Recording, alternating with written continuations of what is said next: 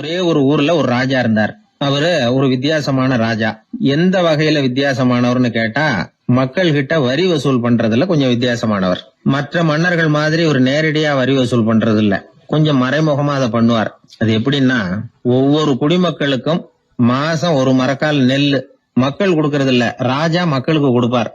ஒரு மரக்கால் நெல்ல, அதாவது அரண்மனையில இருந்து ஒவ்வொரு வீட்டுக்கும் நெல் வந்து சேர்ந்துரும். அந்த ஒரு மரக்கால் நெல்ல இவங்க வாங்கிட்டு அதுக்கு பதிலா ஒரு மரக்கால் அரிசிய ராஜாவுக்கு திருப்பி கொடுக்கணும். இதுதான் அந்த ஊர் வழக்கம். ராஜா வந்து ஜனங்களுக்கு நெல்லை கொடுத்துட்டு அதுக்கு பதிலா அதே அளவு அரிசியா திருப்பி வாங்கிக்குவார்.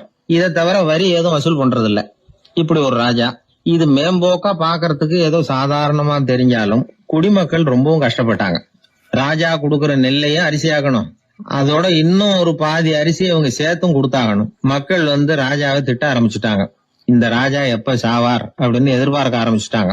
ஏன்னா ரொம்ப கஷ்டப்படுத்துறாரு அப்படின்னு. பல பேர் அந்த ஊர்ல வீட்டை காலி பண்ணிவிட்டு வெளி தேசத்துக்கு போயிட்டாங்க, இங்க காலம் தள்ளுறது ரொம்ப கஷ்டம்னு. மக்கள் எதிர்பார்த்தது மாதிரியே நடந்தது. அந்த மன்னன் நோய் வந்து படுத்த படுக்கை ஆயிட்டான். ராஜா இப்படி சாக கிடக்குறாருன்னு தெரிஞ்சும் மக்கள் யாருமே வந்து பாக்கல. எப்படி பாப்பாங்க? அவர் தான் எப்ப போவாருன்னு பாத்துக்கிட்டு இருக்கிறாங்களே. என்ன ஏன் யாருமே வந்து பார்க்க மாட்டேங்கிறாங்க நம்ம குடிமக்கள்ல அப்படின்னு மந்திரி கிட்ட கேட்டார் ராஜா. நம்ம ஊர்ல மக்கள் எங்க இருக்காங்க பாக்குறதுக்குன்னாரு அவரு. ஏன் என்னாச்சு அவங்களுக்குன்னு கேட்டார். அமைச்சர் அப்பதான் அரசனுக்கு அவன் பண்ணின தவற வந்து சுட்டி காட்டினார். மக்களுக்கு இழைத்த கொடுமையை எடுத்து சொல்லி புரிய வச்சார். அதுக்கப்புறம் தான் மன்னருக்கு ஞானோதயம் வந்தது. செய்த பாவங்களை எண்ணி வருத்தப்பட்டான். மெதுவா அமைச்சர் பக்கம் திரும்பி, எங்க என் புள்ளன்னு கேட்டான். அவர் எங்கேயாவது ஊர் சுத்திக்கிட்டு இருப்பார், சூதாட்ட விடுதிகள்ல கிடப்பார் அப்படின்னாரு அமைச்சர். அவன் எங்க இருந்தாலும் உடனே அழைச்சிட்டு வாங்கன்னு உத்தரவு போட்டார் ராஜா.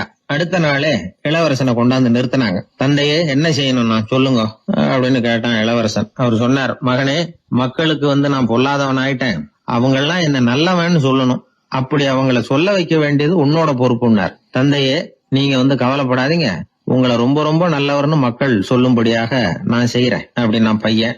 அதுக்கப்புறம் கொஞ்ச நாள்ல பையன் பட்டத்துக்கு வந்தான். அவன் என்ன பண்ணான், வரி வசூல் பண்ற முறையில ஒரு மாற்றத்தை உண்டு பண்ணான். என்ன மாற்றம் பண்ணனான்னா, ஒவ்வொரு வீட்டுக்கும் ஒரு மரக்கால் உமிய கொடுக்கறது, அதுக்கு பதிலா ஒரு மரக்கால் அரிசியை வாங்கிக்கிறது. அப்பா என்ன பண்ணாரு, நெல்லை கொடுத்துட்டு அரிசியா வாங்கினார். இவன் மகன் வந்து உமிய கொடுத்துட்டு அரிசியா வாங்கினான். கொஞ்ச காலம் ஆச்சு. ஒரு நாள் மந்திரியை கூப்பிட்டு கேட்டான், அமைச்சரே, நம்ம ஊர் மக்கள் என்ன பேசிக்கிறாங்க அப்படின்னு. உங்க அப்பா ரொம்ப நல்லவன்னு பேசிக்கிறாங்க அப்படின்னாரு அமைச்சர். எப்படி இருக்கு பாருங்க, இவன் பண்ற கொடுமையில அப்பன் ரொம்ப நல்லவன் ஆயிட்டான். அதாவது இளவரசனை விட பழைய மன்னரே ரொம்ப நல்லவர், ரொம்ப பாதி கஷ்டம் தான் இது முழு கஷ்டம்ங்கிறது மாதிரி ஆயிட்டுது. எப்படியோ அப்பாவுக்கு கொடுத்த வாக்க புள்ள காப்பாத்தி விட்டான்.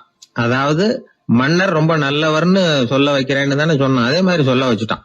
இந்த காலத்துல இது மாதிரி அப்பாவுக்கு உதவுற பிள்ளைகள் உண்டு.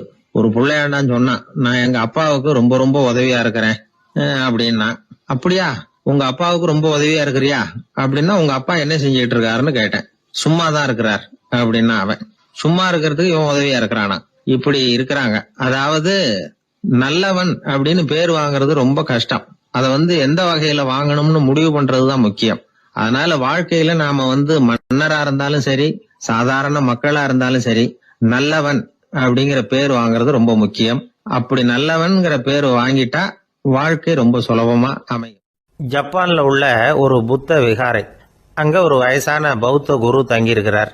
ஒரு நாள் ராத்திரி கடுமையான குளிர், அவரால் தாங்க முடியல. பார்த்தார், மரத்துல செஞ்ச புத்த சிற்பங்கள் அங்க நிறைய இருந்தது. அதுல ஒன்ன எடுத்து அதுக்கு தீ மூட்டி அந்த நெருப்புல குளிர் காஞ்சிக்கிட்டு இருக்கிறார். மர சிற்பம் தீ வச்சதும் படபடன்னு வெடிக்க ஆரம்பிச்சுட்டுது. அந்த சத்தத்தை கேட்டதும் அந்த புத்த விகாரையின் குருக்கள் வெளியில ஓடி வந்தார். இவர் ஆனந்தமா குளிர் காஞ்சிக்கிட்டு இருக்கிறார். அவரால் பொறுத்துக்க முடியல. தெருவில் தெரிஞ்சுக்கிட்டு இருந்த அந்த பெரியவரை இங்க தங்க அனுமதிச்சதே அவரு தான். இவர் இப்படி பண்றாருன்னு நினைச்சுக்கிட்டே அவரை கோபமா பார்த்தார். ஏன் இப்படி கோபமா பாக்குறீங்க, இப்படி வந்து உட்காருங்க அப்படிங்கிறாரு இவர். அவருக்கு இன்னமும் கோபம் வந்துட்டுது. எங்கள் கடவுளை வந்து எரிச்சுட்டீங்களே அப்படின்னு சத்தம் போட்டாராம். அப்படியா அப்படின்னு கேட்டுக்கிட்டே அந்த சாம்பலை கிளறினார் இவர். என்ன செய்யறீங்கன்னு கேட்டிருக்காரு அவர். நான் எலும்புகளை தேடுறேன்னாராம். நீங்க ஒரு பைத்தியம், இது ஒரு மர சிற்பம், இதுல எலும்புகள் கிடையாது அப்படின்னாராம். அவருக்கு கோபம் வந்துட்டுது. உடனே வெளியில போங்கன்னு கத்தியிருக்கார். வெளியில தள்ளி கதவையும் சாத்தி விட்டாராம். மறுநாள் காலையில கதவை திறந்து பார்த்தா அந்த வயசான பெரியவர் ஒரு மயில்கல் மேல சில காட்டு பூக்களை வச்சு புத்தம் சரணம் கச்சாமின்னு சொல்லிக்கிட்டே இருக்கிறார். இவருக்கு சந்தேகமாக போட்டுது. கிட்ட போனார். என்ன செஞ்சுக்கிட்டு இருக்கீங்கன்னு கேட்டார். இது என்னுடைய காலை நேர பிரார்த்தனைனாராம். நிஜமாவே நீங்கள் ஒரு பைத்தியமாக தான் இருக்கணும், ஏன்னா அது ஒரு மைல்கல் அப்படின்னாராம். இப்போ அந்த பெரியவர் சொன்னாராம், நீங்கள் ஒரு மரத்தை புத்தரா நினைக்கும் பொழுது நான் ஏன் ஒரு மைல்கல்ல புத்தரா நினைக்கக்கூடாது? நான் புத்தரை எரிக்கலாம், ஏன்னா அவரை நான் நேசிக்கிறேன். அந்த சிற்பம் மரத்தால் ஆனதுங்கிறது எனக்கு தெரியும். நான் ஒரு மைல்கல்லை தொழலாம், ஏன்னா அது எனது பூக்களை தாங்குது.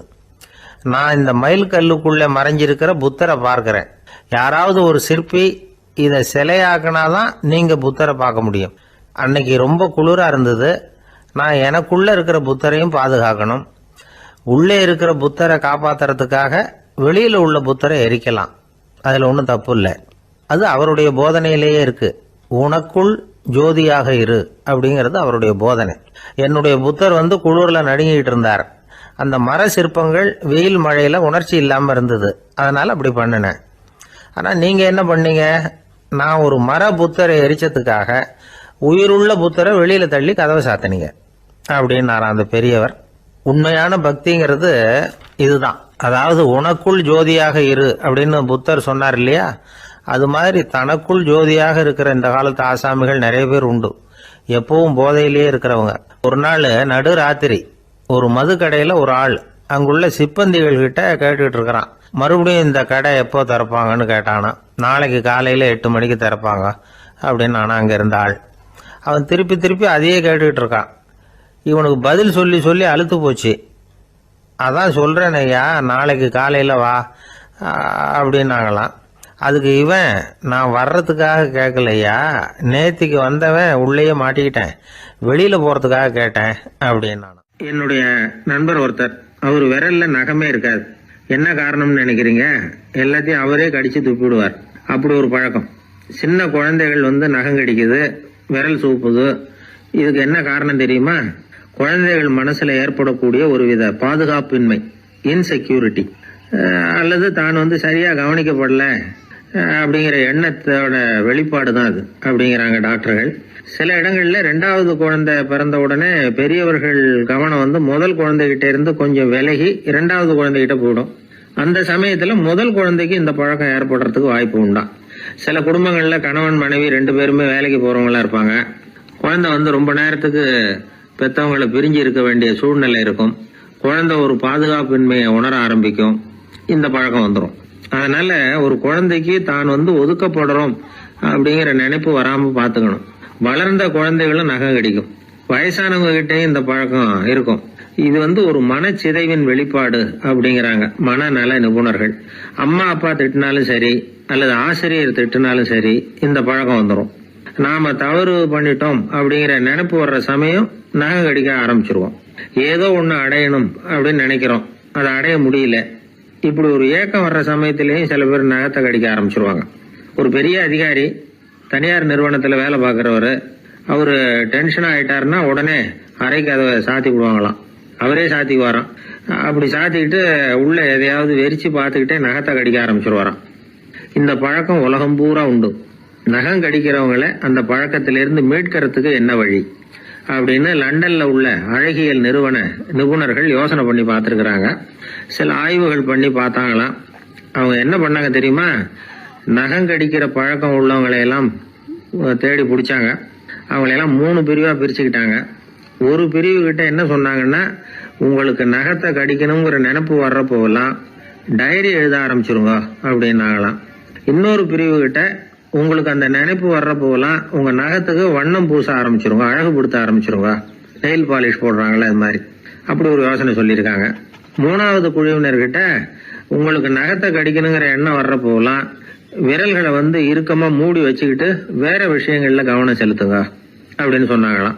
இப்படி 3 வித முயற்சி பண்ணி பார்த்ததுல கடைசியா அவங்க என்ன கண்டுபிடிச்சாங்க தெரியுமா?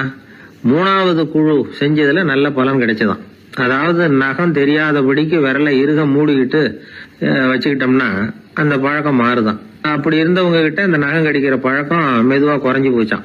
அதனால நகம் கடிக்கிற பழக்கம் உள்ளவங்க இதை முயற்சி பண்ணி பார்க்கலாம். ஒரு ஆள் இருந்தார், அவருக்கு எப்ப பார்த்தாலும் நகத்தை கடிச்சுக்கிட்டே இருக்கணும், அப்படி ஒரு பழக்கம். அதனால அவர் விரல்ல எப்பவும் நகை இருக்கிறது இல்ல. விரல் இருக்கிறதே பெரிய ஆச்சரியம். அவருக்கு திடீர்னு உடம்புல அரிப்பு, சொரிஞ்சிக்க முடியல, அரிப்பும் நிக்கல. ஒரு வாரம் தொடர்ந்து கஷ்டப்பட்டார். கடைசியா ஒரு டாக்டர் கிட்ட ஒண்ணார். அவர் எல்லாத்தையும் விவரமா கேட்டுக்கிட்டு கடைசியா கொஞ்சம் மாத்திரை கொடுத்து வேலைக்கு ஒண்ணு சாப்பிடு அப்படின்னாராம். இந்த மாத்திரை எதுக்கு டாக்டர்? அரிப்பு நிக்கிறதுக்கா அப்படின்னாராம். இல்ல நகம் வளர்றதுக்காக அப்படின்னாராம் இந்த டாக்டர். ஒருத்தர் ரொம்ப அவசரமா வந்தார். சார், மனுஷன் நிம்மதியா இருக்கிறதுக்கு என்ன வழின்னு கேட்டார். சீக்கிரமா ஒரு கல்யாணத்தை பண்ணீங்க, எல்லாம் சரியா போடும் அப்படின்னோம்.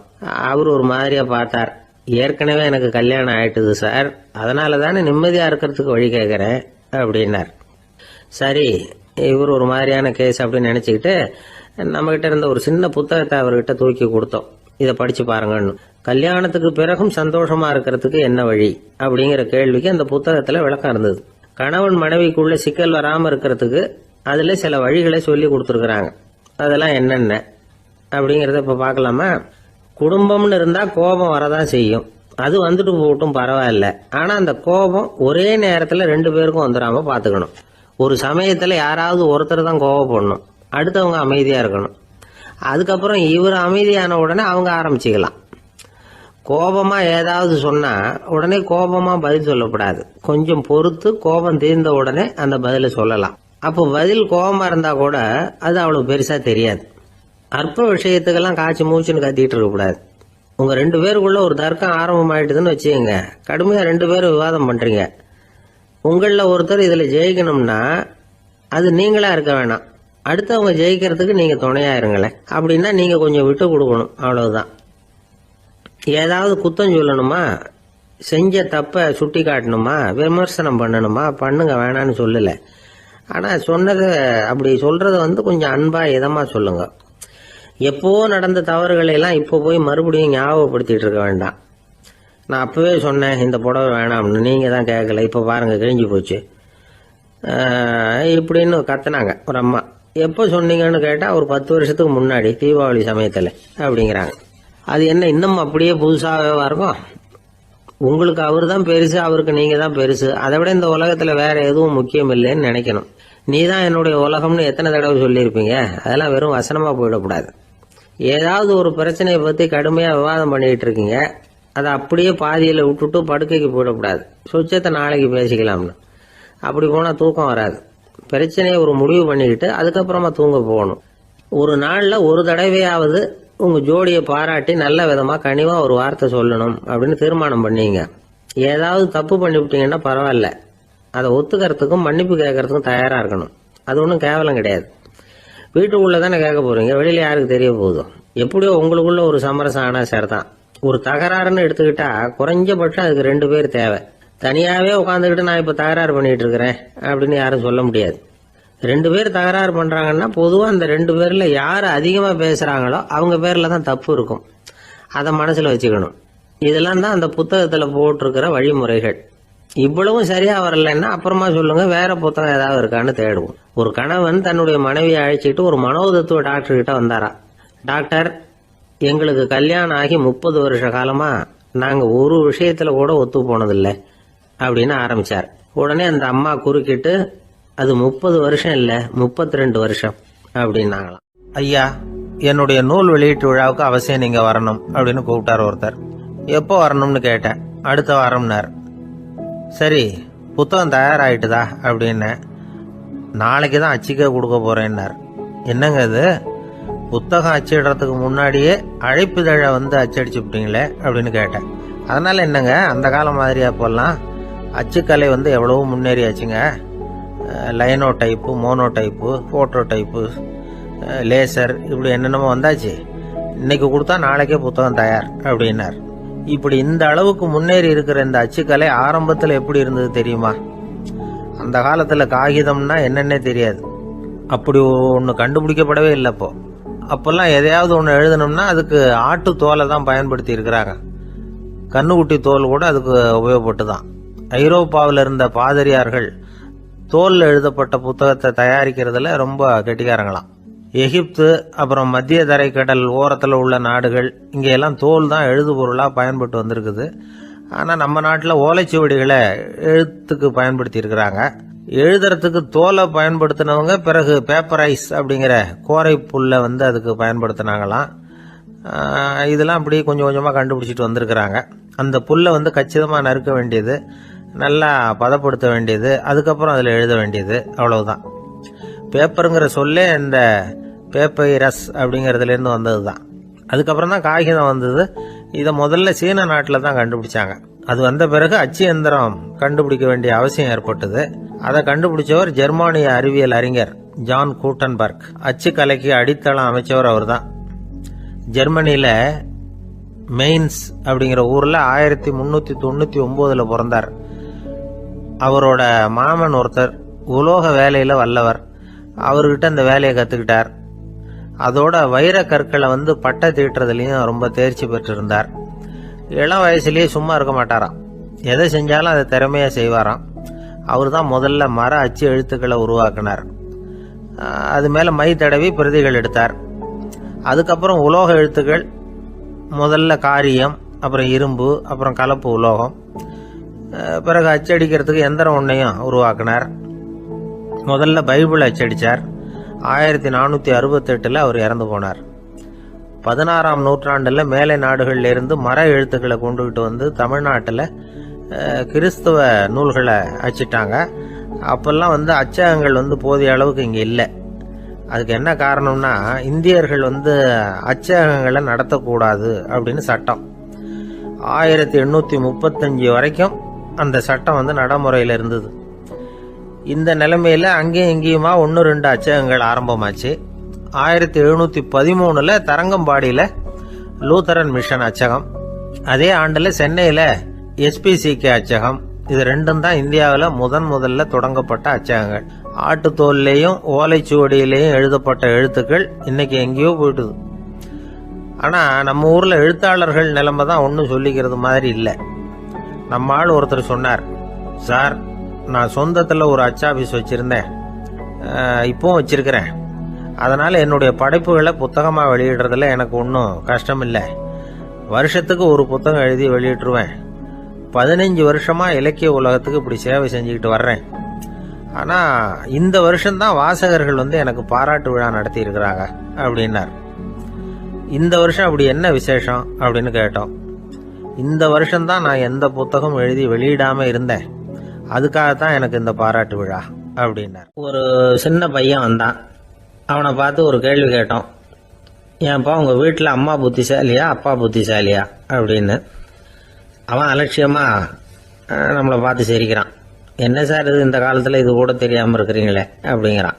ஒரு சின்ன பையன் நம்மளை பார்த்து இப்படி கேட்டு விட்டானே அப்படின்னு நினைக்கிறப்போ நமக்கு ஒரு மாதிரி ஆகிடும்.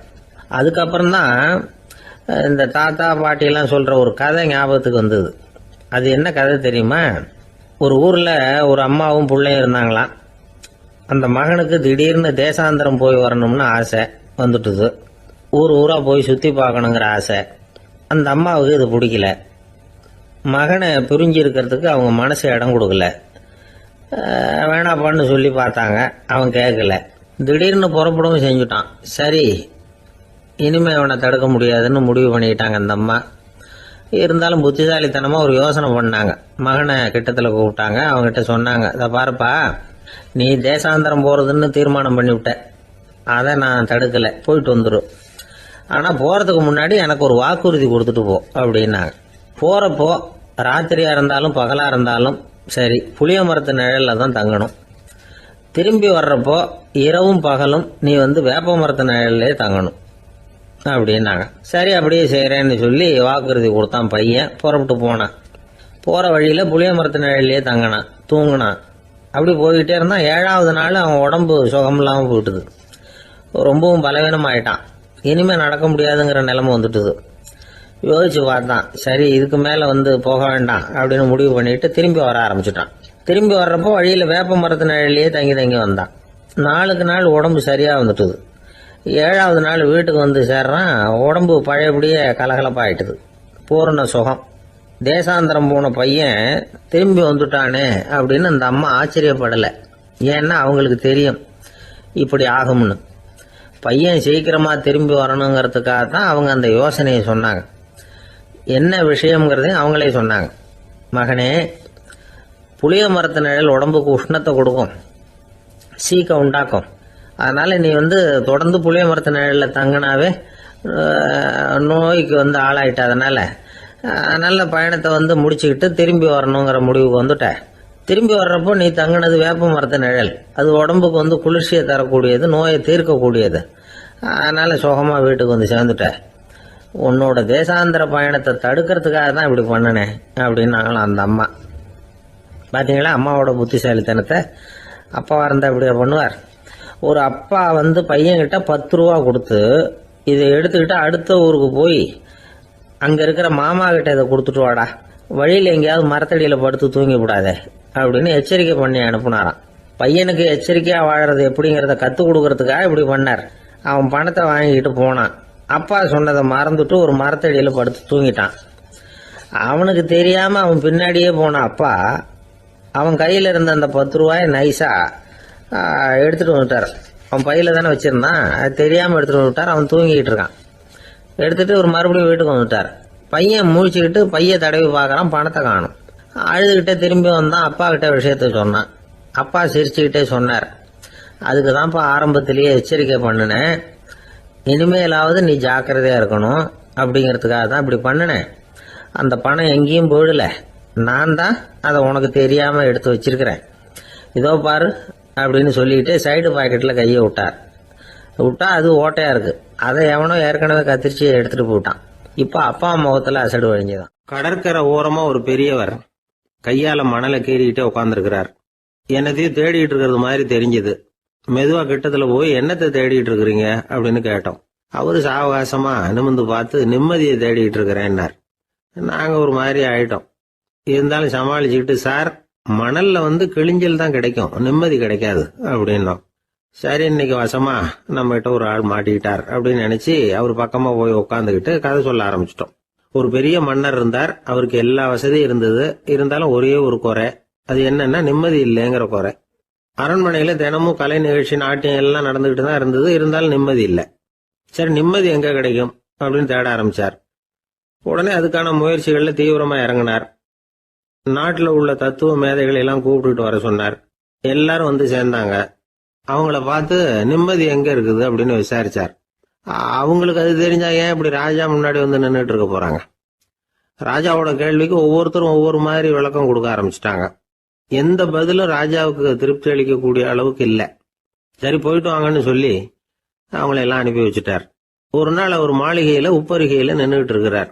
அந்த சமயத்துல தெருவுல ஒரு பிச்சைக்காரன் ரொம்ப உல்லாசமா பாட்டு பாடிக்கிட்டே போயிட்டு இருக்கிறான். குரல்ல ஒரு சந்தோஷம், நடையில ஒரு மிடுக்கு. அவன்கிட்ட கொஞ்சம் கூட கவலை இருக்கிறதா தெரியல. உடனே ராஜா அதை பார்த்தார். ஏவலாளிகளை கைதட்டி கூப்பிட்டார். உடனே ஓடி போய் அந்த பிச்சைக்காரனை இங்க அழைச்சிட்டு வாங்கன்னு உத்தரவு போட்டார். இவங்க உடனே ஓடி போய் அவனை கூப்பிட்டாங்க. அரண்மனைக்கு வாழ்ந்தாங்க. அவன் வரல. அரண்மனைக்குள்ள அடி எடுத்து வைக்க மாட்டேன்னு சொல்லிவிட்டான். ராஜா கிட்ட விஷயத்த சொன்னாங்க. அவருக்கு ரொம்ப ஆச்சரியம், இப்படி ஒரு ஆள் இருக்கிறானா அப்படின்னு.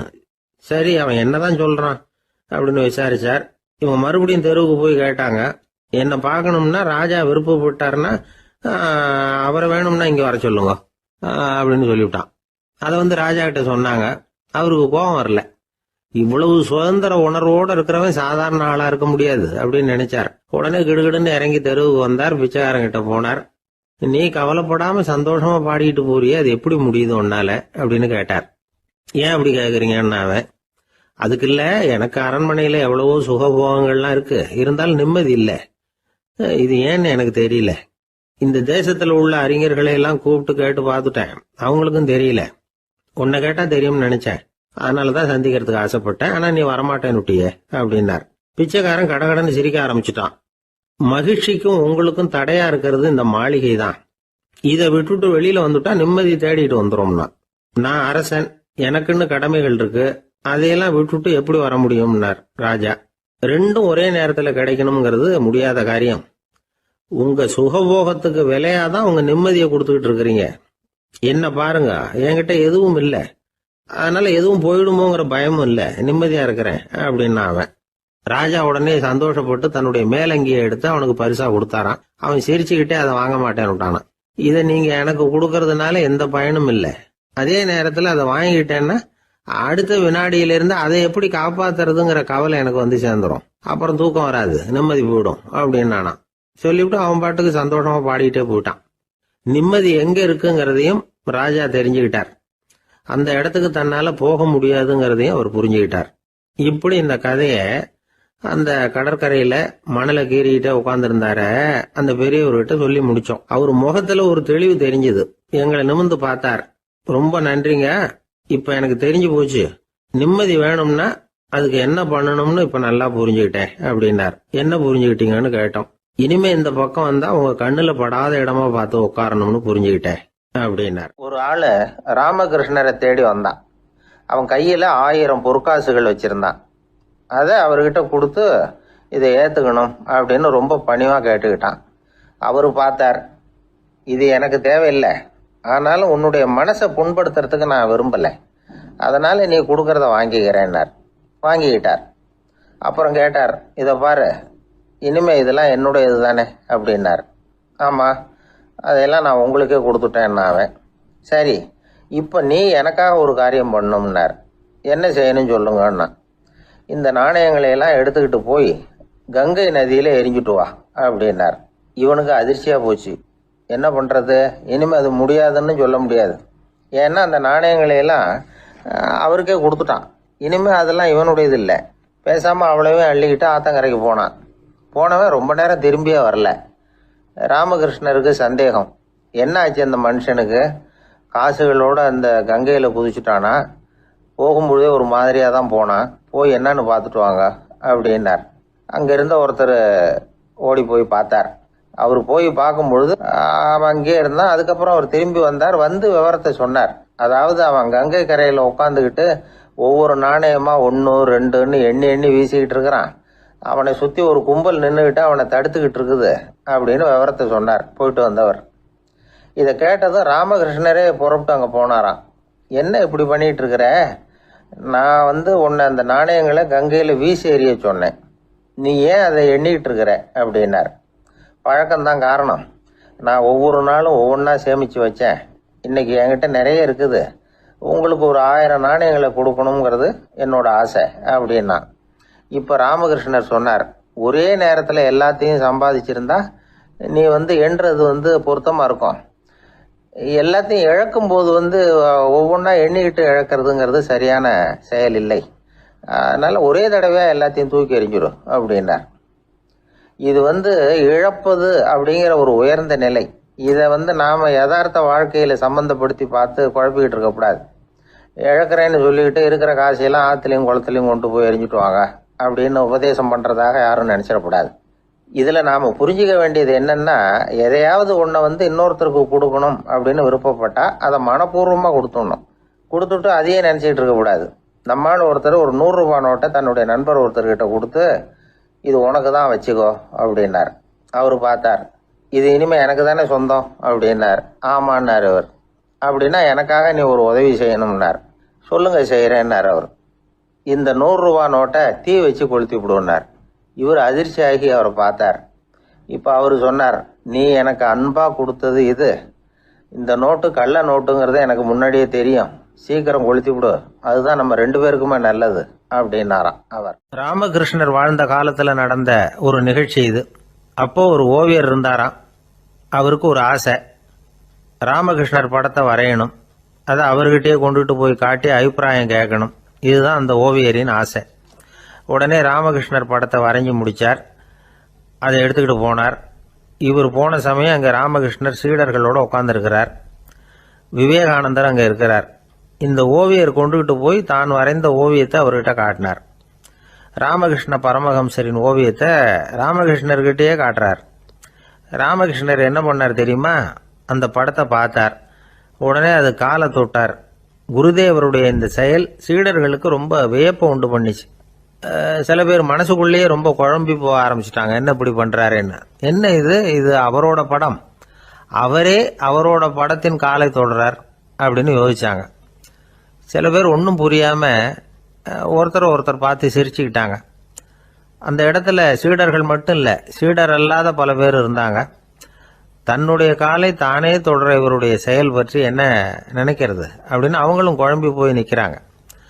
அந்த படத்தை வரைஞ்சி அவர்கிட்ட காட்டின அந்த ஓவியருக்கும் அதிர்ச்சி. இருந்தாலும் அவர் சீடர் கிடையாது. அதனால கொஞ்சம் துணிச்சலை வரவழைச்சிக்கிட்டு கேட்டார், என்னங்க இது, என்னால் என்னுடைய கண்களையே நம்ப முடியல.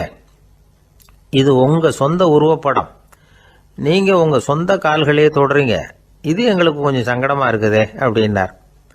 ராமகிருஷ்ணரின் கண்களில் ஆனந்த கண்ணீர் வழிஞ்சுதான். அவர் சொன்னாராம், இது என்னோட படம்ங்கிறது எனக்கு தெரியும், ஆனால் இது என்னோட படம்ங்கிறதுனால நான் இதோட காலை தொடலை. நீ என்னுடைய சமாதி நிலையை இந்த படத்தில் படம் பிடிச்சி காட்டியிருக்கிற, அதனால் அதோட காலை தொடறேன். சமாதி நிலையில் யார் இருந்தாலும், அது என்னுடைய படமாக இருந்தாலும் சரி அல்லது வேற யாருடைய படமாக இருந்தாலும் சரி, படம் யாருதுங்கிறது முக்கியம் இல்லை. இதில் எது முக்கியம்னா அது தன்னை உணர்ந்த ஒரு உணர்நிலையின் படம். அப்படி இருக்கிறப்போ அதோட காலை நான் தொடணும். அதுக்கு நீங்கள் எல்லாரும் ஏன் சங்கடப்படுறீங்கன்னு எனக்கு தெரியல அப்படின்னாராம். இப்போதான் அங்கே இருந்த சீடர்களுக்கும் மற்றவங்களுக்கும் விவரம் புரிஞ்சுதான். இதுக்கு முன்னாடி யாரும் செய்யாததை இவர் செஞ்சிருக்கிறார், ஆனால் அவருடைய காரணம் ரொம்ப நியாயமானது அப்படிங்கிறத உணர்ந்தாங்களாம். இதுவரைக்கும் ஆன்மீகத்தில் சமாதி நிலை, அதாவது தன்னை உணர்ந்த நிலை பற்றி புரிஞ்சுக்கிட்டோம். இல்லறத்தில் ஏற்படக்கூடிய சமாதி நிலை பற்றி உங்களுக்கு தெரியுமா? ஒரு அம்மா டாக்டர்கிட்ட வந்து சொன்னாங்களாம், டாக்டர், என் வீட்டுக்காரருக்கு உடம்புல ஏதோ கோளாறுன்னு நினைக்கிறேன், நான் எவ்வளவு நேரம் பேசினாலும் காதில் விழாதது மாதிரி உட்கார்ந்துருக்கிறார் அப்படின்னு ஆகலாம். அதுக்கு அந்த டாக்டர் சொன்னாராம், அம்மா, அது உடம்பு கோளாறு இல்லை, அது ஒரு பெரிய திறமை அப்படின்னாராம். ஒரு கணவன் மனைவி எப்போ பார்த்தாலும் அவங்க 2 பேருக்கும் இடையில சண்டை வந்துக்கிட்டே இருந்தது. இதில் என்ன ஆச்சரியங்கிறீங்களா? நான் அதுக்காக சொல்ல வரல, இது வேற விஷயம். அதாவது சண்டை போடாமல் இருக்கிறதுக்கு வழி சொல்கிற தகவல் இது. நான் சொன்ன அந்த கணவன் மனைவி எப்படின்னா, கணவன் ஒரு வார்த்தை சொன்னால் மனைவி கிட்டேருந்து 2 வார்த்தை பதிலாக வரும். இதுக்கு கணவன் கிட்டேருந்து 4 வார்த்தை பதிலாக வரும். இப்படி வார்த்தைகள் பெருகி போய் கடைசியில் வம்புல வந்து முடியும். அந்த அம்மா பொறுத்து பார்த்தாங்க, அவங்களால தாக்கு பிடிக்க முடியல. பக்கத்து வீட்லேயும் ஒரு கணவன் மனைவி இருந்தாங்க, அவங்களுக்குள்ள சண்டை வர்றதில்லை. அது எப்படி அவங்களால மட்டும் சண்டை போடாமல் இருக்க முடியுது அப்படின்னு இந்த அம்மாவுக்கு ஆச்சரியம். ஒரு நாள் நேராக பக்கத்து வீட்டு அம்மாக்கிட்டே போய், ஏம்மா, நீங்கள் எப்படி கணவனும் மனைவியும் சண்டை போட்டுக்காமல் இருக்கிறீங்க, அது எப்படி முடியுது உங்களால் அப்படின்னு கேட்டாங்க. அதுக்குன்னு ஒரு மருந்து இருக்குது, அதை சாப்பிட்டா சண்டை வராது அப்படின்னாங்க அவங்க. சரிங்க, அந்த மருந்தை அவர் சாப்பிட மாட்டேன்னு சொல்லிட்டா என்ன பண்ணுறது அப்படின்னு கேட்டிருக்கிறாங்க இவங்க. அந்த மருந்து அவருக்கு இல்லைம்மா, உனக்கு தான் அப்படின்னாங்களாம் அவங்க. அப்படியா, அப்படின்னா கொடுங்க, ரொம்ப நல்லதாக போச்சு.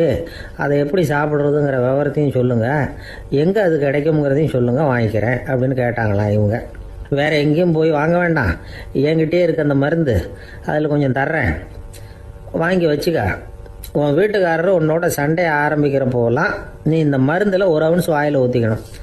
அதை உடனே குடிச்சிடக்கூடாது, ஒரு 5 நிமிஷமாவது அது வாயில் இருக்கணும், அதுக்கப்புறம் குடிச்சிடலாம் அப்படின்னு சொல்லி ஒரு பாட்டில் மருந்தை இந்த அம்மா கிட்ட கொடுத்து அனுப்புனாங்களாம். மருந்தை எடுத்துக்கிட்டு இந்த அம்மா வீட்டுக்கு வந்திருக்கிறாங்க. வீடு பூட்டி இருந்ததுனால கணவன் வந்து வாசல்லையே காத்துக்கிட்டு இருக்கிறான். மனைவியை கண்டதும் சண்டை போட ஆரம்பிச்சிட்டான். வீட்டை பூட்டி விட்டு எங்கே போய் தொலைஞ்ச, எவ்வளோ நேரமாக ஒரு மனுஷன் வாசல்லையே காத்துட்டு கிடக்கிறது அப்படி இப்படின்னு கத்த ஆரம்பிச்சிட்டான். மனைவி இதுக்கு பதிலே சொல்லலை. அந்த அம்மா பேசாமல் வீட்டை திறந்தாங்க, சமையல் அறைக்குள்ளே போனாங்க, ஒரு அவுன்ஸ் மருந்தை வாயில் ஊற்றிக்கிட்டாங்க. அன்னைக்கு சண்டை வந்து மேற்கொண்டு வளரவே இல்லை, நின்றுட்டுது. மருந்து பரவாயில்லை. அதுக்கப்புறம் பல சந்தர்ப்பங்களில் சண்டை வரும் போல் இருக்கிற போலாம் இந்த மருந்து அதை நிறுத்தியிருக்கு. பிரமாதமான மருந்தாக இருக்குது இதை கொஞ்சம் அதிகமாகவே வாங்கி வீட்டில் வச்சுக்க வேண்டியது தான் அப்படின்னு முடிவு பண்ணிட்டு இந்த அம்மா மறுபடியும் பக்கத்து வீட்டு அம்மாக்கிட்ட போனாங்க. எவ்வளவு விலையானாலும் சரி, நான் காசு கொடுத்து வாங்கி வச்சுக்கிறேன், எந்த கடையில் இருக்குது இந்த மருந்து சொல்லுங்க அப்படின்னு கேட்டாங்க. இந்த மருந்துக்கு விலையே கிடையாதுங்க, இலவசமாகவே கிடைக்கும்னாங்களாம் அவங்க. அது எப்படி விலையில்லாமல் இதை விற்க முடியுது அப்படின்னு கேட்டாங்களாம் இவங்க. அது மருந்தாக இருந்தால் தானே விலை வைக்கிறதுக்கு, அது வெறும் தண்ணி தானே அப்படின்னாங்களாம். வெறும் தண்ணியாக சண்டையை நிறுத்துது அப்படின்ட்டு இருக்காங்க இவங்க. அது சண்டையை நிறுத்தலை, உன்னோட மௌனம் தான் சண்டையை நிறுத்துது. நீ வாயில் தண்ணியை வச்சுக்கிறதுனால எதிர்த்து பேசுறதில்ல, அதனால் உன்னுடைய கணவர் கோபம் வந்து சாந்தமாயிடுது அப்படின்னாங்களாம் அவங்க. இந்த கதையிலிருந்து சண்டையை நிறுத்துற மருந்து எதுன்னு தெரிஞ்சுக்கிட்டோம் இல்லையா. ஒருத்தர் என்ன பண்ணாரு, பாட்டிலில் வந்து தண்ணியை ஊற்றி வச்சுக்கிட்டு அவர்கிட்ட வர்றவங்களுக்கெல்லாம் இதை சிபாரிசு பண்ணலாம்னு நினச்சிக்கிட்டு உட்காந்துருந்தார். ஒரு அம்மா வந்தாங்க. இதை கேட்டுவிட்டு இதையே ஒரு மருந்து மாதிரி கொடுக்கலாம்ங்கிறது அவர் முடிவு. அதனால் பாட்டிலில் தண்ணி அடித்து வச்சுக்கிட்டு அதில் கலருக்காக என்னத்தையோ ஒரு ஜீரகம் அது மாதிரி எதையாவது கலந்து வச்சுக்கிட்டு ஒரு மருந்து மாதிரி ஒரு பாவனையில் வச்சுக்கிட்டு உட்காந்துருக்காரு. யாராவது வீட்டில் சண்டைன்னா என்கிட்ட வாங்க மருந்து தரேன்னு. ஒரு அம்மா வந்தாங்க. எனக்கு என் வீட்டுக்காரருக்கும் அடிக்கடி சண்டை வருதுங்க அப்படின்ட்டு இருக்காங்க. கவலைப்படாதம்மா, நான் ஒரு மருந்து தரேன்னு சொல்லி வீட்டுக்குள்ளே போய் ஒரு பாட்டில் எடுத்து வந்து கொடுத்தாரு. பாட்டிலில் இருக்கிறது என்னங்கிறத சொல்லிவிட்டு அது பேரில் மரியாதை வராது இல்லையா, அதனால் சொல்லலை. அந்த அம்மா வாங்கிட்டு போனாங்க. 4 நாள் கழித்து திரும்பி வந்தாங்க. என்னம்மா வீட்டில் சண்டை நின்று போச்சான்னு கேட்டிருக்காரு இவர். அங்கே நின்று போச்சுங்க, இப்போ உங்ககிட்ட ஆரம்பமாக போகுதுன்னாங்களாம். என்னம்மா அப்படின்ட்டுருக்காரு அவர் பயந்து போய். பின்ன என்னங்க நீங்கள் என்ன மருந்து கொடுத்துருக்குறீங்க என்னங்க அப்படின்னாங்களாம் கோபமாக. அது வெறும் தண்ணி தானே அப்படின்ட்டுருக்காரு இவர். தண்ணியாக இது நல்லா பாருங்கள் அப்படின்னு அந்த பாட்டிலில் நீட்டினாங்களாம். இவர் வாங்கி பார்த்துருக்காரு. அப்புறம் தான் விஷயம் புரியுது அவருக்கு. இவர் கை தவறுதலாக அவங்க வீட்டில் இருந்த மண்ணெண்ணெய் பாட்டில் எடுத்து அவர்கிட்ட கொடுத்துருக்குறாங்க. அப்புறம் என்ன ஆகும், சண்டை வராமல். அர்ஜுனன் கேட்ட கேள்விக்கெல்லாம் பகவான் கண்ணன் வந்து பதில் சொன்னார். அதுக்கு பேர் பகவத்கீதை. அதே மாதிரி உத்தவன் கேட்ட கேள்விக்கும் அவர் பதில் சொல்லியிருக்கிறார். அதுக்கு என்ன பேருனா உத்தவ கீதைன்னு பேர். அது சரி, உத்தவன்னா யார்? கண்ணனுக்கு சின்ன வயசுலேருந்தே தேர் ஓட்டிக்கிட்டு இருந்தவன் அவன் தான். குருஷேத்திர போர் முடிஞ்சது. அதர்மத்தை அழித்து தர்மத்தை நிலைநாட்டி தர்மனுக்கு முடிச்சு விட்டினார் கண்ணபிரான். அதுக்கப்புறம் துவாரகைக்கு திரும்பினார். தான் வந்த காரியம் முடிஞ்சது. அதனால் இளமையிலிருந்தே தனக்கு தேரோட்டியாக இருந்து வந்த உத்தவனை கூப்பிட்டார். இதை பாருப்பா, உனக்கு வேணுங்கிறத கேளுன்னார். அவன் தனக்குன்னு எதையும் கேட்கறதுக்கு ஆசைப்படலை. இருந்தாலும் கேள்வி கேட்குறதில்ல அவன் ரொம்ப கெட்டிக்காரன்.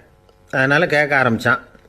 பரந்தாமா, ராஜசூய யாகத்துக்கு தர்மனை கூப்பிட்டு தன்னுடைய அரண்மனையில் விருந்து வச்சான் துரியோதனன். அதுக்கப்புறம் சூதாட்டத்துக்கு கூப்பிட்டான். தர்மன் வந்து தோல்வி அடைகிற மாதிரி பண்ணிவிட்டான். நீங்கள் தான் முக்காலமும் உணர்ந்தவராச்சே, சூதாட்டத்தில் தர்மர் ஜெயிக்கிறது மாதிரி பண்ணியிருக்கக்கூடாதா? இந்த பகடைக்காயை உருட்டுறப்போ நீங்கள் எதிர்பார்த்தது விழற மாதிரி பண்ணியிருக்கலாமே. சரி, அதுதான் இல்லை. வேடிக்கை பார்த்துக்கிட்டு இருந்த பீமன், அர்ஜுனன், நகுலன், சகாதேவன் இவங்களையும் பணையம் வச்சு ஆடுறப்போவாவது காப்பாற்றிருக்கலாம். அதையும் நீங்கள் செய்யலை. பாவம் அந்த அவல பொண்ணு, ஒன்றும் புரியாத ஒன்றும் தெரியாத அந்த உன்னுடைய சகோதரி திரௌபதி, அந்த பொண்ணை வந்து துச்சாதனன் இழுத்துக்கிட்டு வந்து துகில் உரிகிற கட்டத்தில் காப்பாற்றினியே. இது நியாயமா, முறையா, அறமா? இதுதான் உத்தவன் கேட்ட கேள்வி. இதுக்கு பரந்தாமன் பதில் சொல்கிறார். அப்படி கேள் உத்தவா. தருமனை வந்து துரியோதனன் வந்து சூதாட அழைக்கும் பொழுது என்ன சொன்னான் தெரியுமா? நான் பணையம் வைக்கிறேன், எனக்கு பதிலாக என்னுடைய மாமன் சகுனி பகடைக்காய்களை உருட்டுவான்னு சொன்னான். உடனே தருமன் எனக்கு பதிலாக என்னுடைய மைத்துனன் கண்ணன் வந்து பகடைக்காய்களை உருட்டுவான்னு சொல்லியிருக்கலாமே. அப்படி சொல்லலை. என்ன செஞ்சான் தெரியுமா? துரியோதனன் கூட சூதாட்டத்துக்கு சம்மதிச்சிட்டோம், கடவுளே இது என்னுடைய மைத்துனன் கண்ணபிரானுக்கு தெரியக்கூடாது அப்படின்னு வேண்டிக்கிட்டான். இதனால் தருமன் வந்து எனக்கு வந்து மனசால் தடை போட்டுட்டான். அதனால் அரண்மனைக்கு வெளியிலேயே என்னை கூப்பிடுவாங்கன்னு நான் காத்துக்கிட்டு இருந்தேன். பீமன், அர்ஜுனன், நகுலன், சகாதேவன், திரௌபதி இவங்களை பணையம் வச்சு ஆடுறப்போவாவது கூப்பிடுவாங்கன்னு பார்த்தேன். அப்பவும் அவங்க என்னை கூப்பிடல, நினைக்கல. திரௌபதியை வந்து துச்சாதனன் கூந்தலை பிடிச்சி இழுக்கிறான். அப்போ கூட அவள் தன்னுடைய உடல் பலத்தால் தடுக்கிறதுக்கு முயற்சி பண்ணாலே தவிர என்ன நினைக்கல.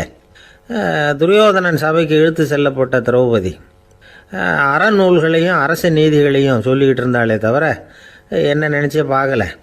துகில் உரிகிற கட்டத்தில் தான் ஹரி ஹரி கண்ணா பரந்தாமன்னு கூப்பிட்டா. அதனால தான் அப்போ போய் நான் காப்பாற்றினேன் அப்படின்னா பரந்தாமன். அப்படின்னா நீ அழைச்சாதான் போவியா, நீயா போக மாட்டியா அப்படின்னு கேட்குறான் உத்தவன். ஆமாம், நான் கூப்பிட்டா தான் போவேன். மனிதர்கள் செய்யக்கூடிய செயல்களையெல்லாம் அவங்கவுங்க போக்கிலேயே விட்டுட்டு வேடிக்கை பார்த்துக்கிட்டு இருப்பேன். நான் குறுக்கிட்டு வந்து ஒன்றுமே செய்ய மாட்டேன் அப்படின்னா பரந்தாமன். மனுஷன் தவறு பண்ணுனா திருத்த மாட்டியா, சும்மா பார்த்துக்கிட்டு தான் உட்காந்துருப்பியா அப்படின்னு கேட்குறான் உத்தவன். நான் மனுஷனுடைய உள்ளத்தில் இருக்கிறப்போ என் எதிரில் மனுஷன் தவறு பண்ண மாட்டான் அப்படின்னு ஆனால் கண்ணன்.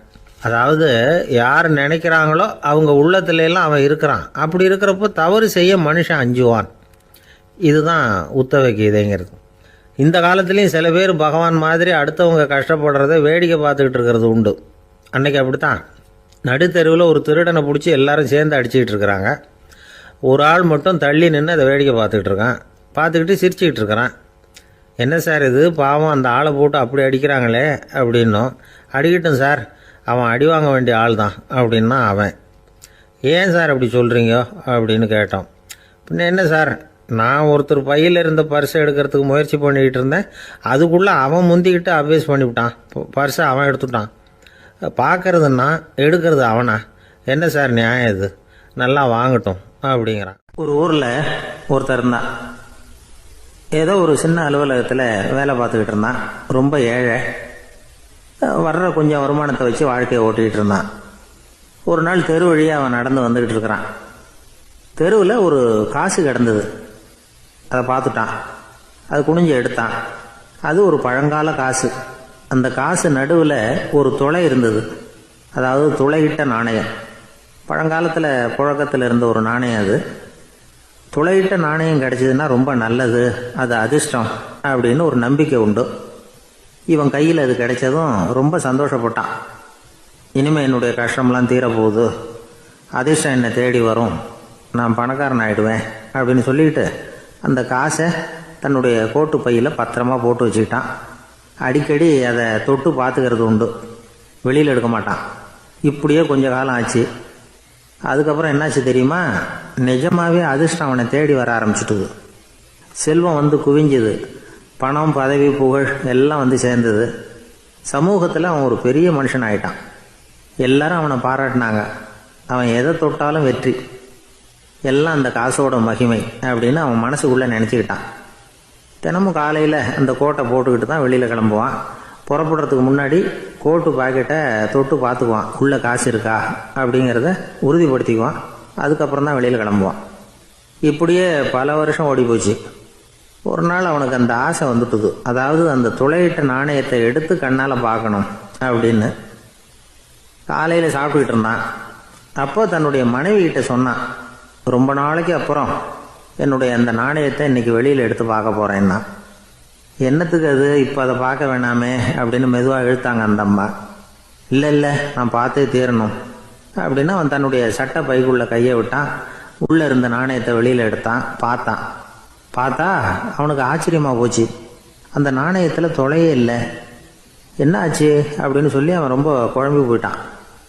இப்போ அந்த அம்மா சொன்னாங்க, நான் தான் ஒரு நாள் உங்கள் கோட்டு ரொம்பவும் தூசியாக இருக்கேன்னு சொல்லி அதை ஜன்னலுக்கு வெளியில் உதறினேன். உள்ளே இருந்த அந்த காசு அப்போ எனக்கு தெரியாது, ஞாபகத்தில் இல்லை. அது தெருவில் விழுந்துட்டது போல இருக்கு. அதுக்கப்புறம் எவ்வளவோ தேடி பார்த்தேன், கிடைக்கல. அதுக்குள்ளே அதை யாரோ எடுத்துகிட்டு போயிட்டாங்க போல இருக்கு. அது இல்லைங்கிறது உங்களுக்கு தெரிஞ்சால் வருத்தமாக இருக்குமேங்கிறதுக்காக நான் தான் வேற ஒரு நாணயத்தை எடுத்து சட்டை பைக்குள்ளே வச்சுட்டேன் அப்படின்னு விவரத்தை சொன்னாங்க அந்த அம்மா. இது எப்போ நடந்ததுன்னு கேட்டான்.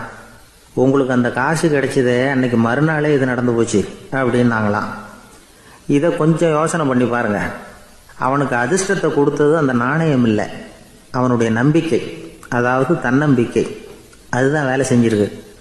இதிலிருந்து நாம் தெரிஞ்சுக்க வேண்டியது என்னன்னா, வாழ்க்கையில் முன்னேற நினைக்கிறவங்களுக்கு தன்னம்பிக்கை ரொம்ப முக்கியம். அது இல்லைன்னா முன்னேற முடியாது. ஒருத்தன் சொன்னானா, நான் எப்போவுமே என்ன தான் சார் நம்புவேன், மற்றவங்கள நம்ப மாட்டேன். நேற்றுக்கு பாருங்க, திடீர்னு 10 பேர் என்னை அடிக்க வந்துட்டாங்க, நான் ஒருத்தனாவே அதை சமாளித்தேன் அப்படின்றான் ரொம்ப பெருமையா. அது எப்படின்னு கேட்டாங்களாம். ஒரே ஓட்டமாக அங்கேருந்து ஓடி வந்துட்டேன் அப்படின்னு நான். ரொம்ப நாளைக்கு முன்னாடி ஒரு நாள் கோவலன் நாடகம் நடந்தது. எங்க மதுரையில் நடந்தது. அதில் ஒரு முக்கியமான கட்டம். கண்ணகி கிட்ட சிலம்பை வாங்கிக்கிட்டு அதை விற்கிறதுக்காக மதுரை நகருக்கு புறப்படுறான் கோவலன். அந்த சமயத்தில் கண்ணகி பாடுற மாதிரி ஒரு நாடக பாடல். நாடக ஆசிரியர் எழுதினது. அது என்ன பாட்டுன்னா, மா பாவியோர் கூடி வாழும் மதுரைக்கு மன்னா போகாதீர் என்று அப்படின்னு ஆரம்பிக்கும் அந்த பாட்டு. இதுதான் அந்த பாட்டு. இதை கண்ணகி மேடையில் பாடின உடனே கூட்டத்தில் சலசலப்பு. நம்ம ஊர்லேயே நமக்கு முன்னாடியே நின்றுக்கிட்டு மா பாவியோர் கூடி வாழும் மதுரை அப்படின்னு சொல்கிறாங்களே, என்ன தைரியம் அப்படின்னு எல்லாம் குழப்பம் பண்ண ஆரம்பிச்சிட்டாங்க. மக்கள் சத்தம் போட ஆரம்பிச்சிட்டாங்க. எதிர்ப்பு குரல் அது பாட்டுக்கு வர வர அதிகமாக போட்டுது. கொண்டுகிட்டு வா அந்த நாடக ஆசிரியரை, எழுதுனது யார் அப்படின்னு ஒரே சத்தம், கூச்சல். வேற வழி இல்லை.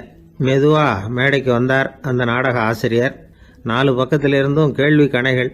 மக்களை பார்த்து கொஞ்சம் அமைதியா இருங்கோ அப்படின்னு சொல்லிவிட்டு தன்னுடைய விளக்கத்தை சொல்ல ஆரம்பிச்சார் அந்த நாடக ஆசிரியர். மா அப்படின்னு சொன்னா திருமகளாகிய லட்சுமி அப்படின்னு அர்த்தம். பா அப்படின்னா கலைமகளாகிய சரஸ்வதி. வி அப்படின்னா மலைமகளாகிய பார்வதி. மா பாவியோர் அப்படின்னா திருமகளும் கலைமகளும் மலைமகளும், இவங்க மூவரும் அப்படின்னு அர்த்தம். இந்த 3 பேரும் வாழ்கின்ற மதுரை புனிதம் நிறைந்தது, சகல செல்வங்களும் நிறைஞ்சது. அப்படிப்பட்ட ஊர்ல நான் அணிந்து கொள்ளும் இந்த சாதாரண சிலம்பை யார் வாங்கிக்குவாங்க அப்படிங்கிற எண்ணத்தோட தான் கண்ணகி அப்படி சொல்றா. அதை நினைச்சுதான் நான் எழுதினேன். ஆகவே மதுரையை ரொம்ப சிரமப்படுத்தணும், ரொம்ப மோசமா எழுதணும் அப்படிங்கிற எண்ணம்லாம் எனக்கு கிடையாது. பெருமைப்படுத்தணும்னு நினைச்சுதான் அப்படி எழுதினேன் அப்படின்னு விளக்கம் கொடுத்தாராம். இந்த விளக்கத்தை கேட்டதும் எல்லாரும் ரொம்ப சமாதானம் ஆயிட்டாங்களாம். இப்படி விளக்கம் கொடுத்த அந்த நாடக ஆசிரியர் யார் தெரியுமா? அவர்தான் தமிழ் நாடக உலகின் முதல் ஆசான் சங்கரதாஸ் சுவாமிகள். அவருக்கு நகைச்சுவை உணர்வும் அதிகம். 1920ஆம் ஆண்டு திருநெல்வேலியில் அவர் தங்கியிருக்கிறார் நாடகம் நடத்துறதுக்காக. அவர் தங்கியிருந்த வீட்டில் கொசு மூட்டை பூச்சி அதிகமாக இருந்திருக்கு. அவரால் தூங்கவே முடியல. அவர் அனுபவிச்ச தொல்லைகள் ஒரு பாட்டாக உருவாச்சு. வேடிக்கையாக ஒரு பாட்டு எழுதினாராம். மூட்டையும் கொசுவும் ஒரு வீட்டிலே மீட்டிங் போட்டால் முன்னே நிற்க யாரால் முடியும்? கொசு மோகன ராகம் போல சத்தம் போட்டு முன்னே நின்று செய்திடும் யுத்தம். இதை மறுநாள் நாடகத்தில் கோமாளி வேஷம் போட்ட ஒரு சிறுவனை விட்டு பாட வச்சிருக்காரு. எல்லாரும் சிரிச்சு ரசிச்சாங்களாம். சங்கரதாஸ் சுவாமிகள் கல்யாணமே பண்ணிக்கல, துறவி மாதிரியே வாழ்ந்திருக்கார். தமிழ் நாடக கலைக்கு தன்னையே அர்ப்பணம் பண்ணிட்டவர் அவர். 1922 நவம்பர் மாசத்துல ஒரு நாள் புதுச்சேரியில் அவர் வாழ்க்கை முடிஞ்சுது. அப்போ அவருக்கு வயசு 55. சங்கரதாஸ் சுவாமிகள் நாடக ஆசிரியர் மட்டும் இல்ல, மேடை நாடக இயக்குனர், தயாரிப்பாளர். அவரே ஒரு சிறந்த நடிகர். ஒரு தடவை சாவித்திரி நாடகத்தில் இவர் யமதர்மனா வேஷம் போட்டு நடிச்சிருக்கிறார். நாடகம் பார்த்துக்கிட்டு இருந்த கருவுற்ற ஒரு பெண்மணிக்கு பயத்தினால அங்கேயே குழந்தை பிறந்துட்டு தான். அந்த நிகழ்ச்சிக்கு அப்புறம் இவர் இந்த வேஷம் போடுறப்போலாம் ஜனங்களுக்கு முன்கூட்டியே எச்சரிக்கை கொடுக்க ஆரம்பிச்சிருவாராம். அதாவது அப்படி யாராவது பயப்படுறவங்க இருந்தா கொஞ்சம் கண்ணை மூடிங்க அல்லது எழுந்திரிச்சு போடுங்கன்னு. நடிப்புன்னா அப்படிலாம் இருக்கணும். இந்த காலத்தில் நடிகர் ஒருத்தர் சொன்னார், சார் நான் இந்த நாடகத்தில் நடிக்கிறப்போ முகத்தில் நவரசங்களையும் காட்டி நடித்தேன், உணர்ச்சிகளை எல்லாம் நல்லா காட்டி நடித்தேன்.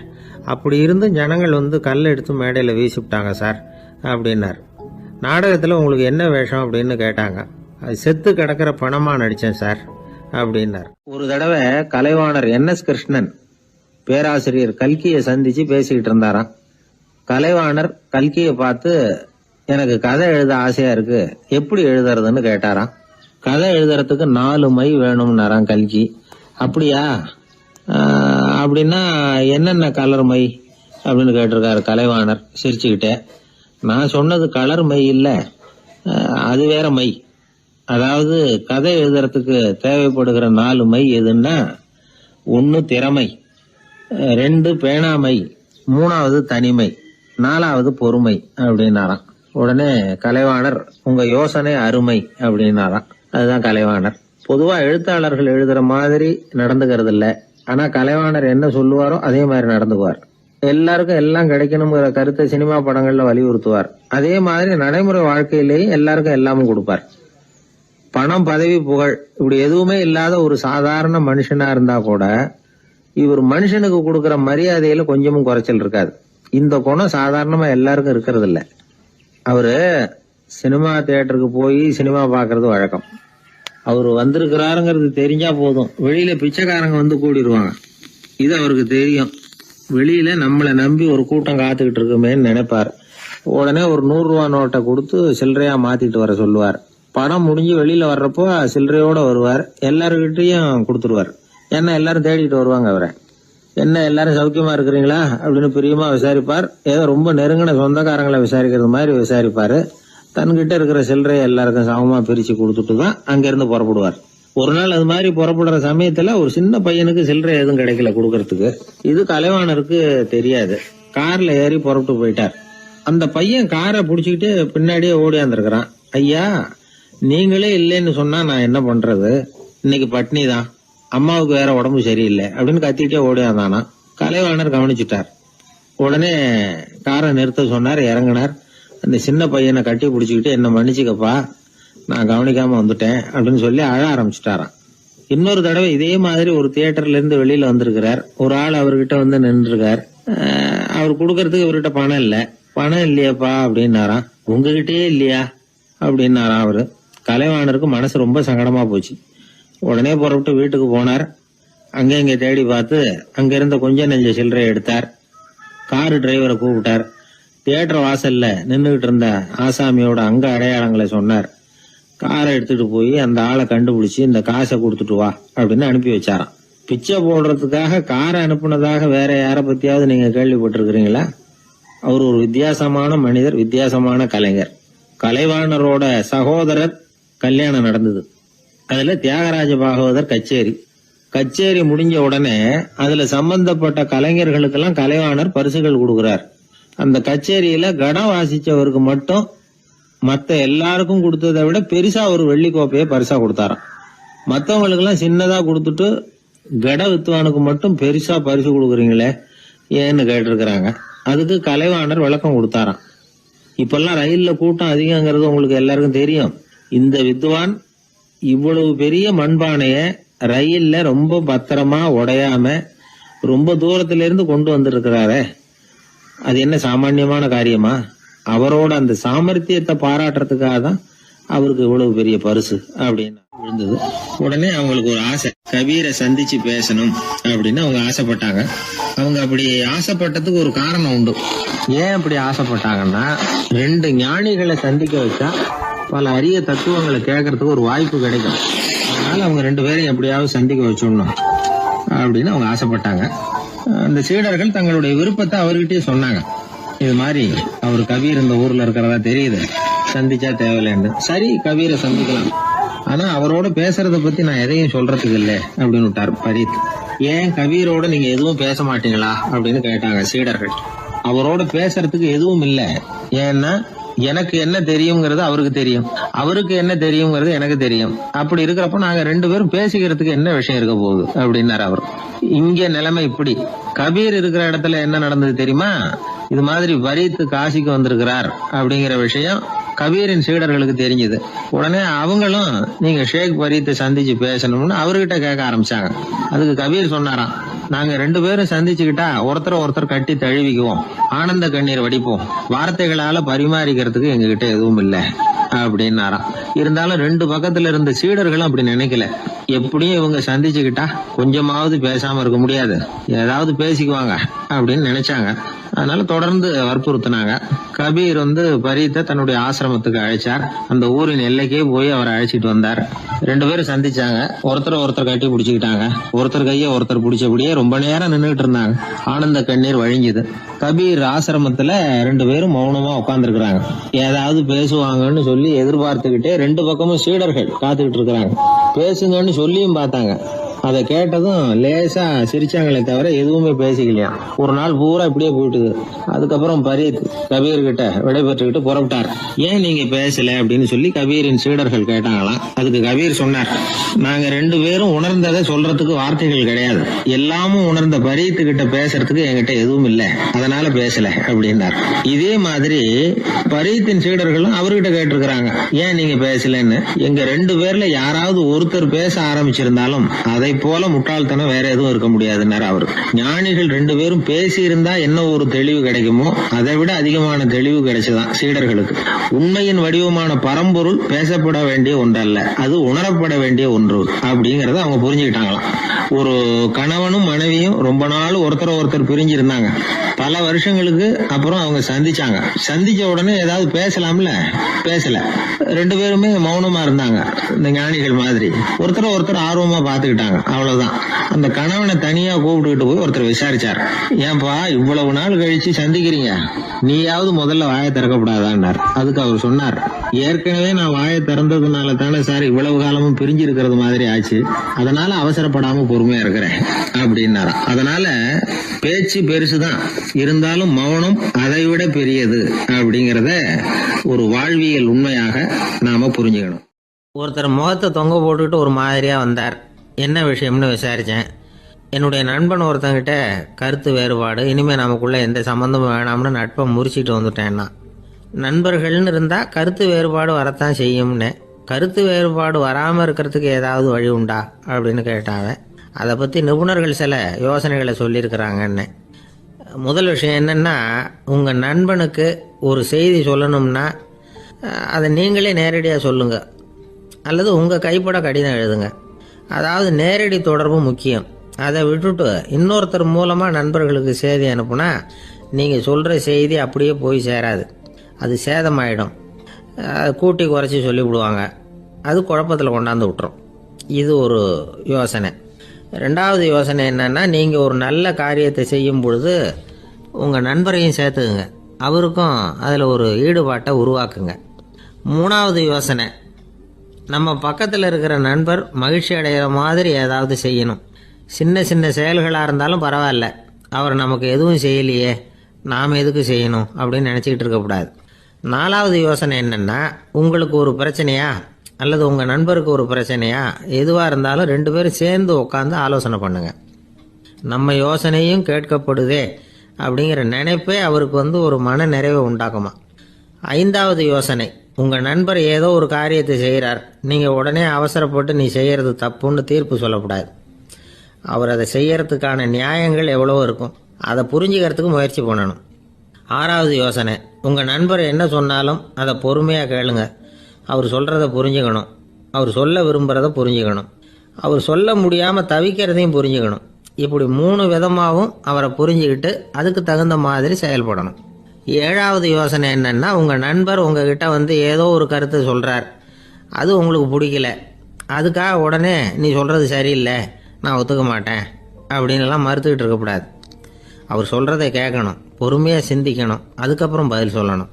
இப்படிலாம் நடந்துக்கிட்டால் நண்பர்களுக்குள்ள கருத்து வேறுபாடு வர்றதுக்கு வாய்ப்பே இருக்காது அப்படின்னு வல்லுநர்கள் தொகுத்து சொல்லியிருக்கிறாங்க இந்த யோசனைகளை. எனக்கு தெரிஞ்ச சில நண்பர்கள் உண்டு, அவங்களுக்குள்ளேயும் கருத்து வேறுபாடுகள் வராமல் இருக்கிறதுக்கு சில நுட்பங்களை கையாளுறது உண்டு. ஒருத்தர் சொன்னார், அந்த டாக்டர் சின்ன வயசுலேருந்து என் கூட பழகினவர், நாங்கள் 2 பேரும் இணை பிரியாத நண்பர்கள், இருந்தாலும் எனக்கு உடம்பு சரியில்லைன்னா நான் அவர்கிட்ட வைத்தியம் பார்த்துக்க மாட்டேன் அப்படின்னார் ஒருத்தர். ஏன் அப்படின்னு கேட்டேன். எங்கள் நட்பு கெட்டுப்படக்கூடாது இல்லையா, அதனால தான் அப்படின்னாரு இவர். எதிர்காலத்தை நினைச்சா எனக்கு ரொம்ப பயமா இருக்கு சார் அப்படின்னு சொல்றவங்க நிறைய பேர் இருக்கிறாங்க. அதாவது பயப்படாத மனிதர்கள்னு யாருமே கிடையாது. ஒவ்வொருத்தருக்கும் ஒவ்வொரு விதமான பயம் இருந்தாலும் ஒட்டுமொத்தமா பாக்குறப்போ மனிதனுக்கு 6 விதமான பய உணர்வுகள் வரலாம் அப்படின்னு பெரியவங்க சொல்றாங்க. எல்லா விதமான பயமும் இந்த 6 வகைக்குள்ள அடக்கம். அந்த 6 வகை பயமும் 6 எதிரிகள் மாதிரியாம். 6 எதிரிகளையும் புரிஞ்சுக்கிட்டோம்னா போதும், வாழ்க்கையில சுலபமா வெற்றி அடைய முடியும். சரி, அந்த 6 வகை பயம் என்னென்ன அப்படின்னு பார்ப்போம். முதல்ல வறுமை பற்றிய பயம், 2வது பழிச்சொல் பற்றிய பயம், 3வது உடல் நலம் பாதிப்பு பற்றிய பயம், 4வது என்னன்னா காதல் தோல்வி, 5வது முதுமை, 6வது மரணம். அதாவது பயப்படுறதுங்கிறது ஒரு மனநிலை தான்.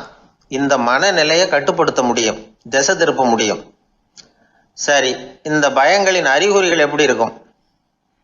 வறுமை பற்றிய பயம் அப்படின்னு முதல்ல சொன்னோம் இல்லையா, அந்த பயத்தின் அறிகுறிகளை தெரிஞ்சுக்குவோம். எதுலேயும் அக்கறை இல்லாம இருக்கிறது, ஒரு குறிக்கோள் இல்லாம இருக்கிறது, வறுமையை சகிச்சுக்கிறது, வாழ்க்கையில கிடைக்கிறது எதுவா இருந்தாலும் ஆட்சேபனை இல்லாமல் ஏத்துக்கிறது, மனசாலும் உடம்பாலும் சோர்ந்து போயிருக்கிறது, ஆர்வம், முனைப்பு, கற்பனை திறன் எதுவுமே இல்லாம இருக்கிறது.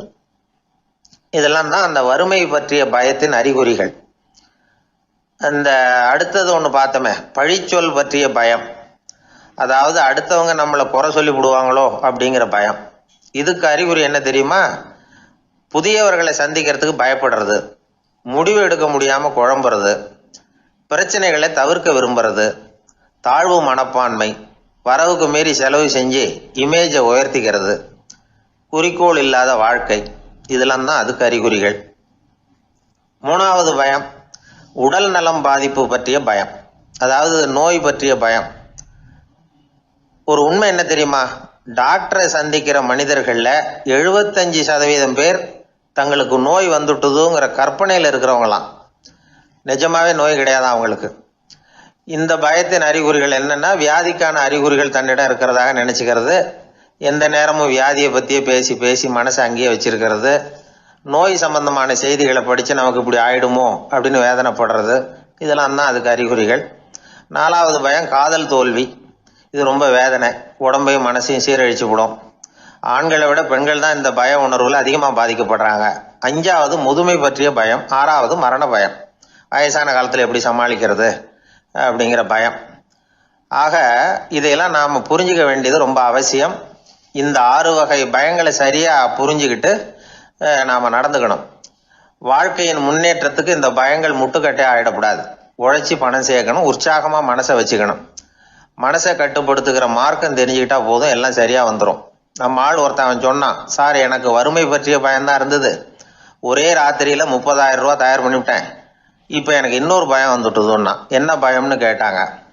போலீஸு கண்டுபிடிச்சிருமோங்கிற பயம்னா. இது இந்த பயத்தில் அடங்காது. அதனால அஞ்சி அஞ்சி சாவார், அஞ்சாத பொருள் இல்லை அப்படின்னு பாரதி சொன்னார் இல்லையா? அது மாதிரி பயத்தை புரிந்து கொண்டு அதற்கு தகுந்த மாதிரி நம்முடைய வாழ்க்கையை அமைத்து கொள்ள வேண்டும். அப்படி அமைத்து கொள்ளுகிறவர்களுக்கு வெற்றி நிச்சயம். ஒரு ஊரில் ஒரு ஆள் இருந்தான்.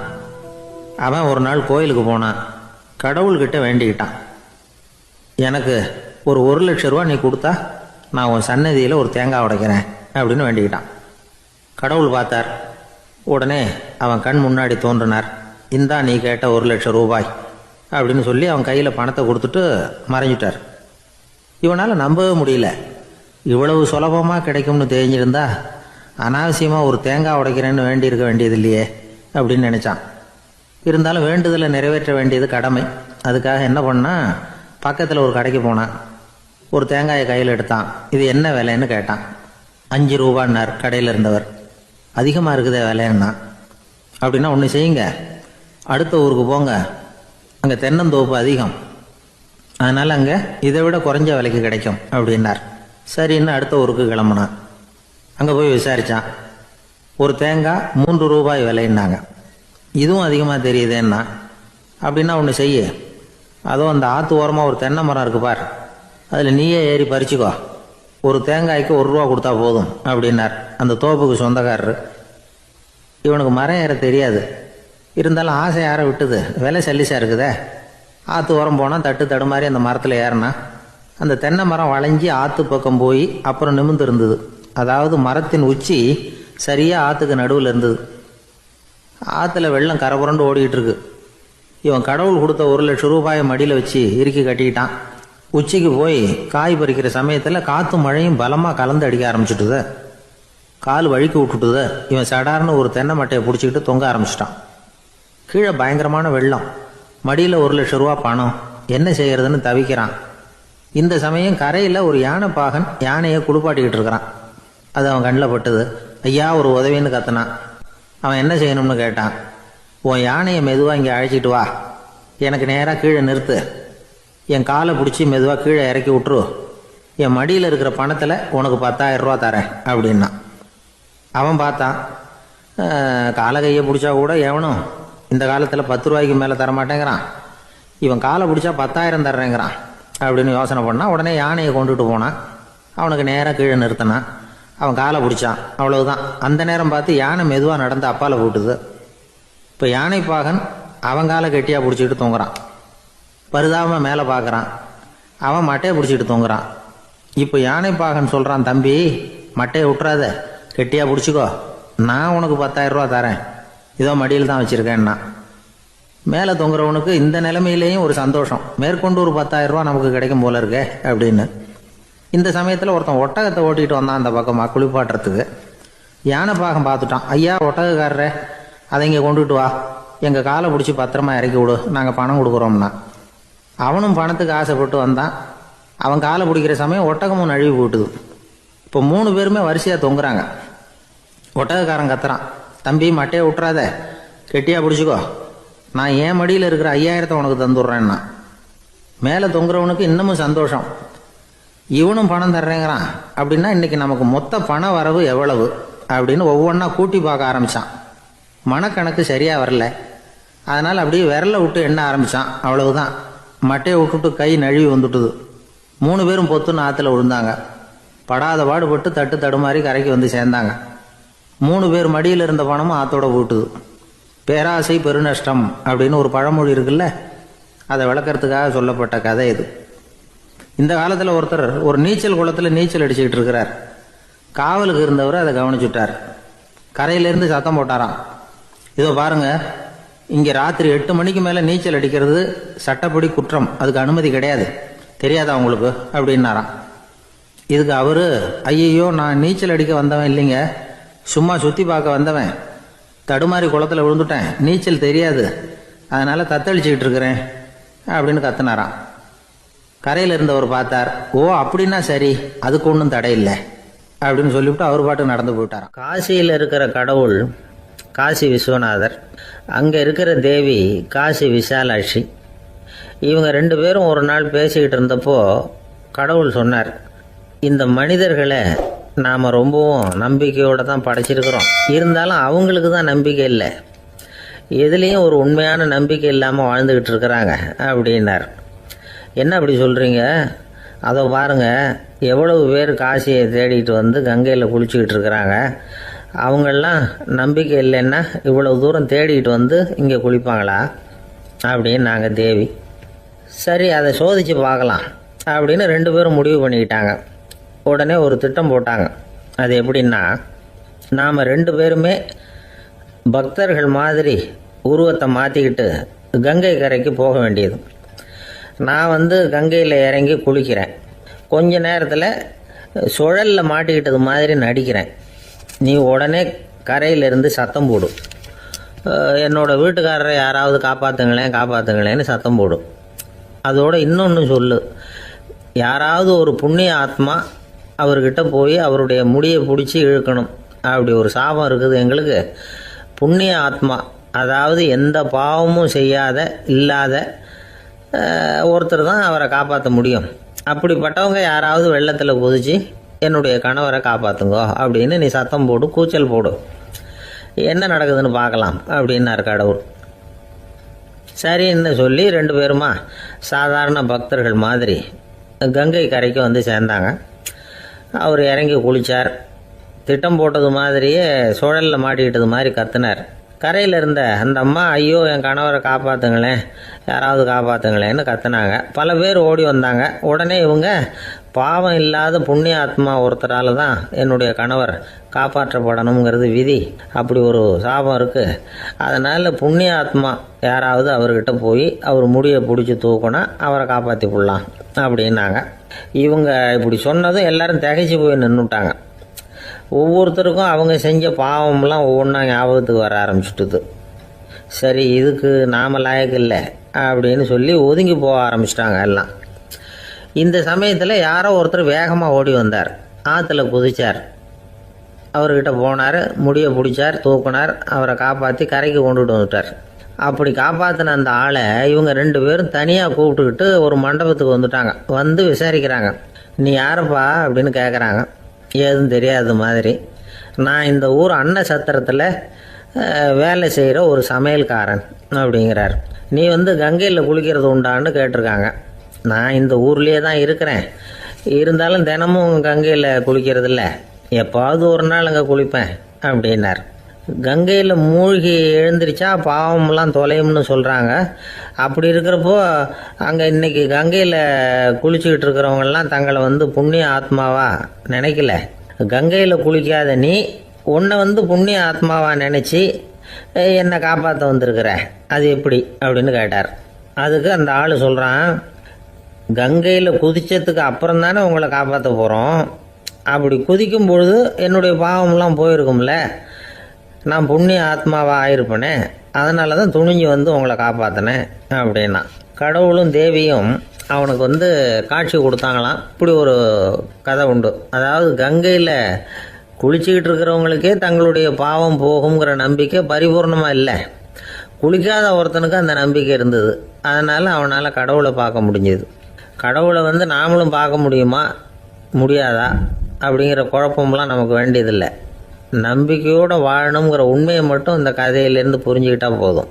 ஏன்னா இந்த கதையை கேட்டுட்டு ஒரு நண்பன் குதர்க்கமாக ஒரு கேள்வி கேட்டான், ஏன் சார் கங்கையில் குளித்தா பாவம் போயிடும்னு சொல்கிறீங்களே, நான் எனக்கு வேண்டாத ஒருத்தனை அழைச்சிட்டு போய் கங்கையிலேயே தள்ளி விட்டுட்டு அதுக்கப்புறம் அங்கேயே முழுக்க போட்டுட்டு நான் செஞ்ச பாவத்தை வந்து அதுலேயே கழுவி விட்டுட்டு மறுபடியும் உங்ககிட்ட வந்துடுறேன்னு வச்சுக்கோங்க, நீங்கள் என்னை வந்து புண்ணிய ஆத்மான்னு ஏற்றுக்குவீங்களா அப்படிங்கிறான். ஆள் கொஞ்சம் அசந்தான் நம்மளே அங்கே அழைச்சிட்டு போனாலும் போயிடுவோம். ஒரு பெரியவர் உட்கார்ந்துருக்கிறார். அவரை சுற்றி அவருடைய தோழர்கள் உட்கார்ந்துருக்கிறாங்க. ஏதோ ஒரு முக்கியமான செய்தியை அவர் வந்து அவங்களுக்கு சொல்லிக்கிட்டு இருக்கிறார். அவங்களும் ஆர்வமாக கேட்டுக்கிட்டு இருக்கிறாங்க. இந்த சமயத்தில் யாரோ ஒரு ஆள் வேகமாக அங்கே வர்றார். வர்ற வேகத்திலேயே எனக்கு ஏதாவது உதவி செய்யுங்க அப்படின்னு கேட்டுக்கிட்டே வர்றார். கேட்கறது உதவி, ஆனால் குரல் வந்து மிரட்டுறது மாதிரி இருக்கு, அதட்டி கேட்கறது மாதிரி இருக்கு. இதை கேட்டதும் அந்த பெரியவர் ஆத்திரப்படலை, ஆனால் அவரை சுற்றி இருந்தவங்க ஆத்திரப்பட்டாங்க. இதை பெரியவர் கவனிச்சார். கொஞ்சம் அமைதியாக இருங்கன்னார். வந்தவரை கூப்பிட்டார். அவருக்கு சில பொருள்களை கொடுத்தார். என்னங்க இப்போ உங்களுக்கு மகிழ்ச்சி தானே அப்படின்னார். ஆ அப்படின்னு அலட்சியமா அவர் சொல்றார். நான் உங்களை நல்ல முறையில் நடத்தினேன்னா அப்படின்னு கேட்குறாரு அவர் மறுபடியும். அதெல்லாம் ஒன்றும் இல்லை அப்படின்னு சொல்லி அவர் சொல்லிட்டு இருக்கிறாரு. குரலில் வந்து கடுமை குறையில. சுற்றி இருந்தவங்களால இதை பொறுத்துக்க முடியல. கோபத்தோடு அவரை நோக்கி நெருங்க ஆரம்பிச்சாங்க. பெரியவர் அவங்களையெல்லாம் தடுத்து நிறுத்தினார். வந்தவரை வாங்க என்னோட அப்படின்னு சொல்லி அழைச்சிட்டு போனார். வீட்டுக்கு போனார். அங்கே போனதும் இன்னும் சில பொருள்களை எடுத்து அவர்கிட்ட கொடுத்தார். இப்போ திருப்தி தானே, நான் உங்ககிட்ட நல்ல முறையில் நடந்துக்கிட்டேனா அப்படின்னார். அவர் முகம் இப்போதான் கொஞ்சம் மலர்ந்தது. ரொம்ப நன்றி, இறைவன் வந்து உங்கள் குடும்பத்துக்கு எல்லா நன்மைகளையும் செய்வான் அப்படின்னு சொன்னார். இதே வார்த்தைகளை என்னுடைய தோழர்கள்கிட்டே வந்து சொல்லிட்டீங்கன்னா அவங்க கோபம் தணிஞ்சிரும், வர முடியுமான்னார்.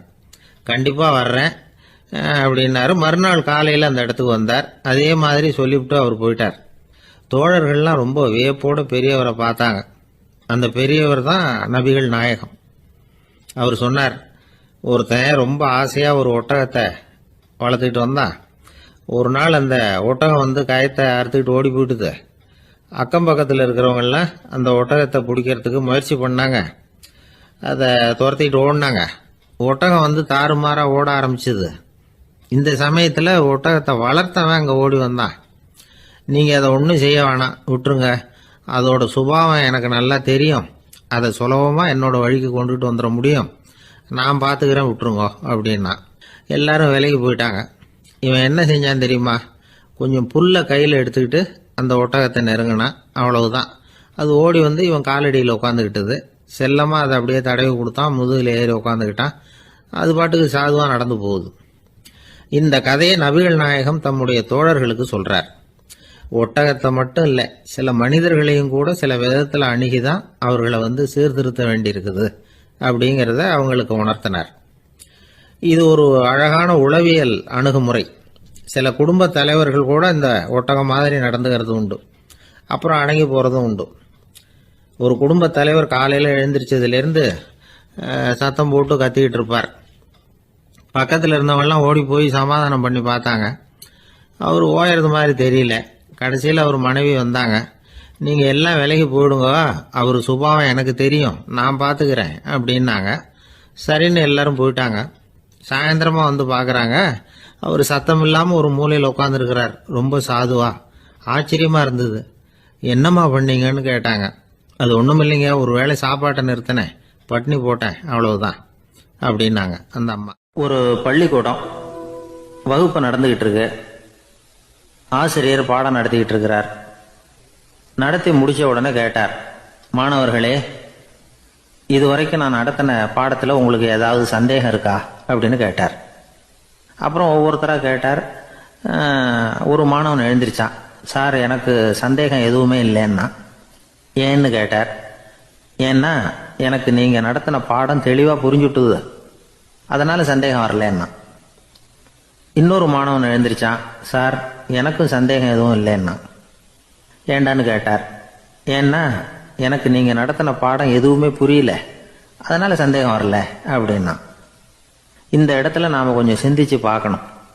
இந்த உலகத்தில் எல்லாம் புரிஞ்ச ஒருத்தனுக்கும் சந்தேகம் வராது, எதுவுமே புரியாத ஒருத்தனுக்கும் சந்தேகம் வராது. அறகுறையாக புரிஞ்சுக்கிட்டவன் இருக்கான் பாருங்க, அவனுக்கு தான் அடிக்கடி சந்தேகம் வரும். ஆக மாணவர்களை இந்த 3 வகையாக பிரிக்கலாம். அதே மாதிரி தான் மனிதர்களையும் 3 வகையாக பிரிக்கிறாங்க ஆன்மீகவாதிகள்.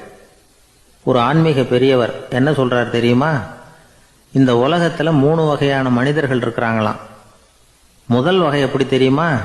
இவங்களுக்கு எதையும் தெரிஞ்சுக்கணுங்கிற அவசியமே கிடையாது. ஏன்னா அவங்களுக்கு எல்லாமும் தெரியும். இவங்க ஞானத்தின் முழு வடிவா இருக்கிற காரணத்தினால அவங்களுக்கு எந்த சந்தேகமும் இல்லை, எந்த கேள்விகளும் கிடையாது. இந்த நிலையில இருக்கிறவன் கிருஷ்ணன். எல்லாத்துக்கும் விடை தெரிஞ்சுக்கிட்ட நிலையில அவன் விடையாக மாறிவிட்டான் அப்படின்னு சொல்லுவாங்க.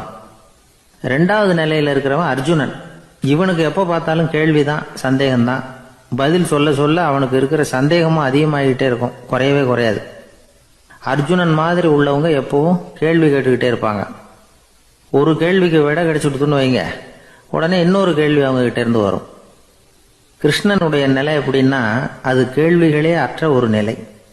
அர்ஜுனனுடைய நிலை எப்படின்னா அது கேள்விகளை தவிர வேறு எதுவும் அற்ற ஒரு நிலை. இவங்களை தவிர இன்னொரு ஆள் இருக்கிறான், அவனுக்கும் கேள்விகள் அற்ற ஒரு நிலை தான். அவன் யாருன்னா துரியோதனன். இவனுக்கு தெரிஞ்சுக்கணுங்கிற எண்ணமே சுத்தமாக கிடையாது. ஆவலே இல்லைங்கிறதுனால அதை புரிஞ்சுக்கணுங்கிற அவசியமும் இல்லை. அதனால அவனுக்கு கேள்விகள் அற்ற ஒரு நிலையில அவன் இருந்துகிட்டு இருக்கிறான். எல்லா பதிலும் தெரிந்து கொண்ட நிலையில கிருஷ்ணனும் கேள்விகள் அற்ற நிலையில இருக்கிறான். தெரிஞ்சுக்கணுங்கிற ஆவலே இல்லாத துரியோதனனும் கேள்விகள் அற்ற நிலையிலே இருக்கிறான். இப்படியும் இல்லாம அப்படியும் இல்லாம ரெண்டும் கெட்டான் நிலையில இருக்கிறானே, அவன் தான் அர்ஜுனன். அதனால பெரியவங்கள்லாம் என்ன சொல்றாங்கன்னா, இந்த உலகத்துல அர்ஜுனன்களா இருக்கிறவங்க ஒன்று துரியோதனனா மாறிடணும், இல்லைன்னா கிருஷ்ணனா மாறிடணும். இதை தவிர வேற வாய்ப்பு இல்லை. துரியோதனன் மாதிரி உள்ளது விலங்கு நிலை, கிருஷ்ணன் மாதிரி உள்ளது தெய்வ நிலை. அர்ஜுனன் விலங்காவும் ஆக முடியல, தெய்வமாவும் ஆக முடியல. இப்படி ரெண்டும் கெட்டானா இருக்கிற வரைக்கும் இந்த கேள்விகளும் பிரச்சனைகளும் இருந்துகிட்டே தான் இருக்கும். இதுதான் பெரியவர்கள் சொல்லுகிற அனுபவ உண்மை. ஒரு ஆசிரியர் ரொம்ப விரிவா விளக்கமா பாடம் நடத்தின பிறகு, மாணவர்களே ஏதாவது சந்தேகம் இருந்தா கேளுங்கன்னாரா. ஒரு மாணவன் எழுந்திருச்சான். சார் எனக்கு ஒரு சந்தேகம்னா. என்னன்னு கேட்டார். இது வரைக்கும் என்ன பாடம் சார் நடத்துனீங்க அப்படின்னா அந்த பையன். ஒரு ஊர்ல ஒரு பெரியவர் இருந்தார். அவரு ஒரு கோடீஸ்வரர். நிறைய நல்ல காரியங்கள்லாம் செஞ்சுக்கிட்டு இருந்தார். அவரை தேடி நிறைய பேர் வருவாங்க. இவரும் தன்னால முடிஞ்ச உதவியை அவங்களுக்கு செய்வார். ஒரு சமயம் 3 பிச்சைக்காரர்கள் இவரை தேடி வந்தாங்க. ஏதாவது பொருள் உதவி பெறலாம்னு நினைச்சு 3 பேரும் ஒரே நேரத்துல வரல, தனித்தனியா வந்தாங்க. முதல் பிச்சைக்காரன் காலையில வந்தான். இவர் முன்னாடி நின்னான். ஐயா எனக்கு 5 ரூபா வேணும், தயவு பண்ணி கொடுங்க அப்படின்னு கேட்டான். இவன் இப்படி கேட்டது அவருக்கு கோவம் வந்துட்டுது.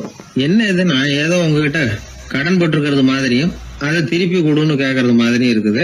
இவ்வளவு அதிகாரத்தோட பிச்சை கேட்கிறேன், எவ்வளவு துணிச்சல் உனக்கு 5 ரூபாயெல்லாம் தர முடியாது, இந்த 2 ரூபா எடுத்துட்டு ஓடு அப்படின்னு சொல்லி ஒரு 2 ரூபாயை தூக்கி எறிஞ்சார்.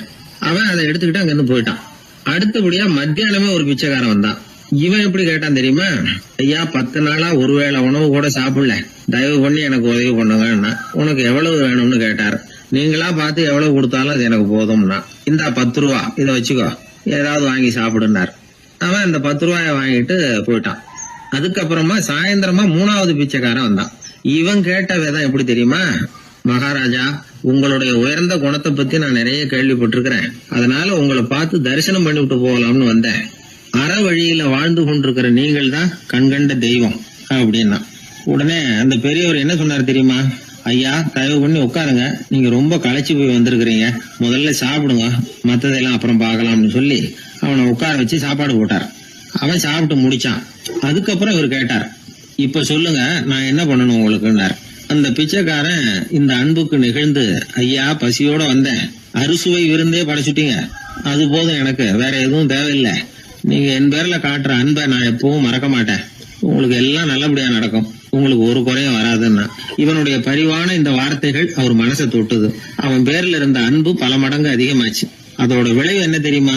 இதோ பாருப்பா, இனிமே நீ வெளியில எங்கேயும் போக வேணாம், இங்கேயே இருந்துருன்னார். தன்னுடைய பங்களாவுக்கு பக்கத்திலேயே அந்த ஆளுக்கு ஒரு வீடும் கட்டி கொடுத்தார். கடைசி வரைக்கும் அந்த ஆளை தனக்கு பக்கத்திலேயே வச்சுக்கிட்டார். இந்த கதையை சுவாமி சிவானந்தர் சொல்லியிருக்கிறார். இறைவன் அந்த கோடீஸ்வரன் மாதிரியான். அந்த 3 வகையான பிச்சைக்காரர்களும் 3 வகையான பக்தர்களாம். இன்றைக்கு உள்ள பக்தர்கள்லாம் இந்த 3 வகையில ஒரு வகையை சேர்ந்தவங்களா தான் இருப்பாங்க. முதல் வகை தான் அதிகமா இருக்கும், 3வது வகை ரொம்ப அபூர்வம். நம்ம ஊர் பக்கம் ஒரு பெரியவர் இருந்தார். அவர் செலவு பண்ண பயப்படுவார். ஒரு பைசா ஒருத்தருக்கு கொடுக்கறதுனால ரொம்ப யோசனை பண்ணுவார். இவரை தேடிட்டு ஒரு நாள் சில பிச்சைக்காரர்கள்லாம் வந்தாங்க. ஐயா நாங்கெல்லாம் சேர்ந்து ஒரு பிச்சைக்காரர்கள் சங்கம்னு ஆரம்பிக்கிறோம், அதுக்கு நீங்க ஒரு 1000 ரூபாய் நிதி உதவி பண்ணுனா தேவையில்லைன்னாங்க. அதெல்லாம் ஒன்னும் கொடுக்க முடியாது, அவ்வளவு பணம் எல்லாம் என்கிட்ட கிடையாதுன்னு விட்டார் அவர். சரி ஒரு 100 ரூபாயாவது கொடுங்களேன் அப்படின்னு கேட்டிருக்கிறாங்க. அதுவும் முடியாதுன்னாரு. இவங்க இன்னமும் இறங்கி வந்தாங்க. சரி ஒரு 10 ரூபாயாவது கொடுங்க அப்படின்னு கேட்டு பார்த்தாங்க. அதெல்லாம் கிடையாதுன்னு ஒரே முடிவா சொல்றாரு அவரு. கடைசியா ஒரு 10 காசாவது கொடுங்க சார், வாங்கிட்டு போறோம் அப்படின்னு கேட்டாரு ஒருத்தர் இந்த கும்பல்ல இருந்து. அது கூட என்கிட்ட கிடையாதுன்னு ரொம்ப துல்லியமா சொல்லிவிட்டாரு அந்த பெரிய மனிதர். அதாவது எதுவுமே கொடுக்க முடியாது, நீங்க போயிட்டு வாங்க விட்டார். அப்ப இந்த கும்பல்ல இருந்து ஒருத்தர் சொன்னார், சரி நீங்க எதுவுமே தர முடியாதுங்கிறீங்க, அப்படின்னா ஒண்ணு செய்யுங்களேன்னாங்க. என்ன செய்யணும்னாரு. பேசாம நீங்களும் எங்க சங்கத்துல ஒரு மெம்பரா சேர்ந்துருங்க அப்படின்னாங்களாம். இப்படி இருக்கிற மனிதர்கள் அதிகம். அதனால இந்த 3 பிச்சைக்காரர்கள் அப்படிங்கிற இந்த கதையிலிருந்து நாம புரிந்து கொள்ள வேண்டியது, எப்படி பேசணும், எப்படி பக்தி செலுத்தணும், எப்படி இந்த உலகத்துல வாழணும் அப்படிங்கிற கருத்து பூராவும் இந்த அறவுரையிலிருந்து நாம புரிந்து கொள்ளலாம். ஒரு நண்பர் ஆனந்தமா சிகரெட் பிடிச்சிக்கிட்டு இருந்தார். இந்த பழக்கத்தை விட்டுவிடுங்களேன் அப்படின்னு சொல்லி பார்த்தோம். விட்டுடலாம்னு தான் பாக்குறேன், ஆனா முடியலையேன்னார். மனசு வச்சா எல்லாம் முடியும் அப்படின்னோம். அவர் கொஞ்ச நேரம் யோசனை பண்ணார். அப்புறம் சொன்னார், சரி சார், இதுதான் நான் பிடிக்கிற கடைசி சிகரெட் அப்படின்னு சொல்லி ரொம்ப அழுத்தமா புகையை உள்ளுக்கு இழுத்தார். அதுக்கப்புறம் அந்த துண்டு சிகரெட்டை வீசி எறிஞ்சுட்டார். ஒருத்தர் இது மாதிரி தீர்மானம் பண்ணி தன்னுடைய கடைசி சிகரெட்டை தூக்கி எறிஞ்சுட்டாருன்னா அது ஒரு பெரிய விஷயம்தான். அதுக்கு பிறகு அவர் உடம்புல படிப்படியா என்னென்ன மாற்றங்கள் நடக்கும் அப்படிங்கறத பத்தி ஒரு விவர பட்டியலே வெளியிட்டு இருக்கிறாங்க. அது என்ன விவரம் தெரியுமா? ஒருத்தர் புகைப்பிடிக்கிற பழக்கத்தை நிறுத்துறாருன்னு வச்சுங்க. அப்படி அவர் நிறுத்தின 20 நிமிடங்களுக்குள்ள உயர் ரத்த அழுத்தம், உடல் வெப்பம், நாடி துடிப்பு இதெல்லாம் சரியான நிலைமைக்கு வந்துருதான். 8 மணி நேரத்துக்குள்ள இந்த ஸ்மோக்கர்ஸ் பிரீத் அப்படிங்கிற தன்மை மறைஞ்சிருதான். ரத்தத்துல உள்ள கார்பன் மோனாக்சைடு அளவு குறையுதான், ஆக்சிஜன் அளவு கூடுதான், சரியான அளவுக்கு வந்துருதான்.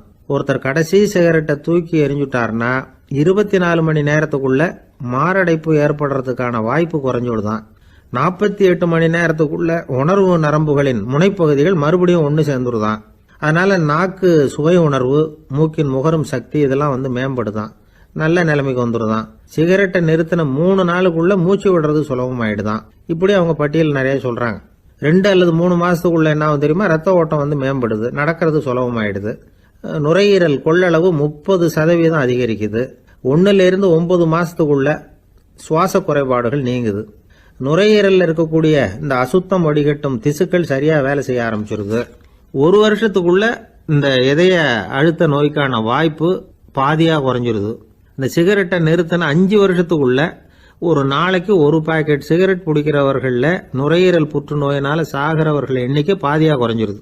புற்றுநோய் செல்கள் சீரமைக்கப்படுது. ஆக ஒருத்தர் புகைக்கிறத விட்டுணும்னு தீர்மானம் பண்ணி தன் கையில இருக்கிற சிகரெட்டை இதுதான் கடைசின்னு சொல்லி தூக்கி எறிஞ்சுட்டா அதுக்கப்புறம் படிப்படியா இவ்வளவு நன்மைகளும் மாற்றங்களும் ஏற்படுறதாக இந்த அமெரிக்கன் கேன்சர் சொசைட்டி தெரிவிச்சிருக்குது. அதனால புகைப்பழக்கம் உள்ளவங்க இதெல்லாம் கொஞ்சம் யோசிச்சு பார்த்து அந்த பழக்கத்தை விட்டு விடுறது ரொம்ப நல்லது. ஆனா அதையெல்லாம் நாம சொன்னா யாரு கேட்கறாங்க? என்னுடைய நண்பர் ஒருத்தர் புகைப்பழக்கம் உள்ளவர், அவர் என்கிட்ட சொன்னார், சார் சிகரெட் பிடிக்கிற பழக்கத்தை விட்டு விடுறது என்னை பொறுத்த வரைக்கும் ஒன்றும் பெரிய கஷ்டமான செயல் இல்லை, அது ரொம்ப சுலபம் அப்படின்னார். எப்படி சொல்றீங்கன்னு கேட்டேன். நான் ஏற்கனவே 20 தடவை அந்த பழக்கத்தை விட்டுருக்கேன் சார் அப்படின்னார் ரொம்ப பெருமையா. மனுநீதி சோழன் வரலாறு நமக்கு தெரியும். அது மாதிரி நீதி தவறாத ஆட்சியாளர்கள் பல பேர் இருந்திருக்கிறாங்க இந்த உலகத்துல. ஹசரத் உமர் பின் கத்தாப் அப்படின்னு ஒருத்தர், இஸ்லாத்தின் 2வது கலீஃபா இவர். அவருடைய ஆட்சி காலத்துல நடந்த ஒரு நிகழ்ச்சி. இந்த மன்னருக்கு ஒரு மகன், அவர் பேரு அபு ஷஹ்மா. அந்த மிசர் நாட்டு கவர்னர் அமர் பின் ஆஸ், அந்த மன்னருடைய மகன் கவர்னர் அவர்களுடைய கவனிப்புல இருந்தார். அந்த சமயத்துல ஒரு நாள் அவர் மதுபானா இருந்தனர். கவர்னருக்கு தெரிஞ்சு போச்சு. அவருக்கு தர்ம சங்கடமா போயிட்டுது. தவறு செஞ்சது மன்னருடைய மகன். கவர்னர் யோசனை பண்ணார். அவர் மெதுவா தன்னுடைய வீட்டுக்கு அழைச்சிட்டு வந்தார்.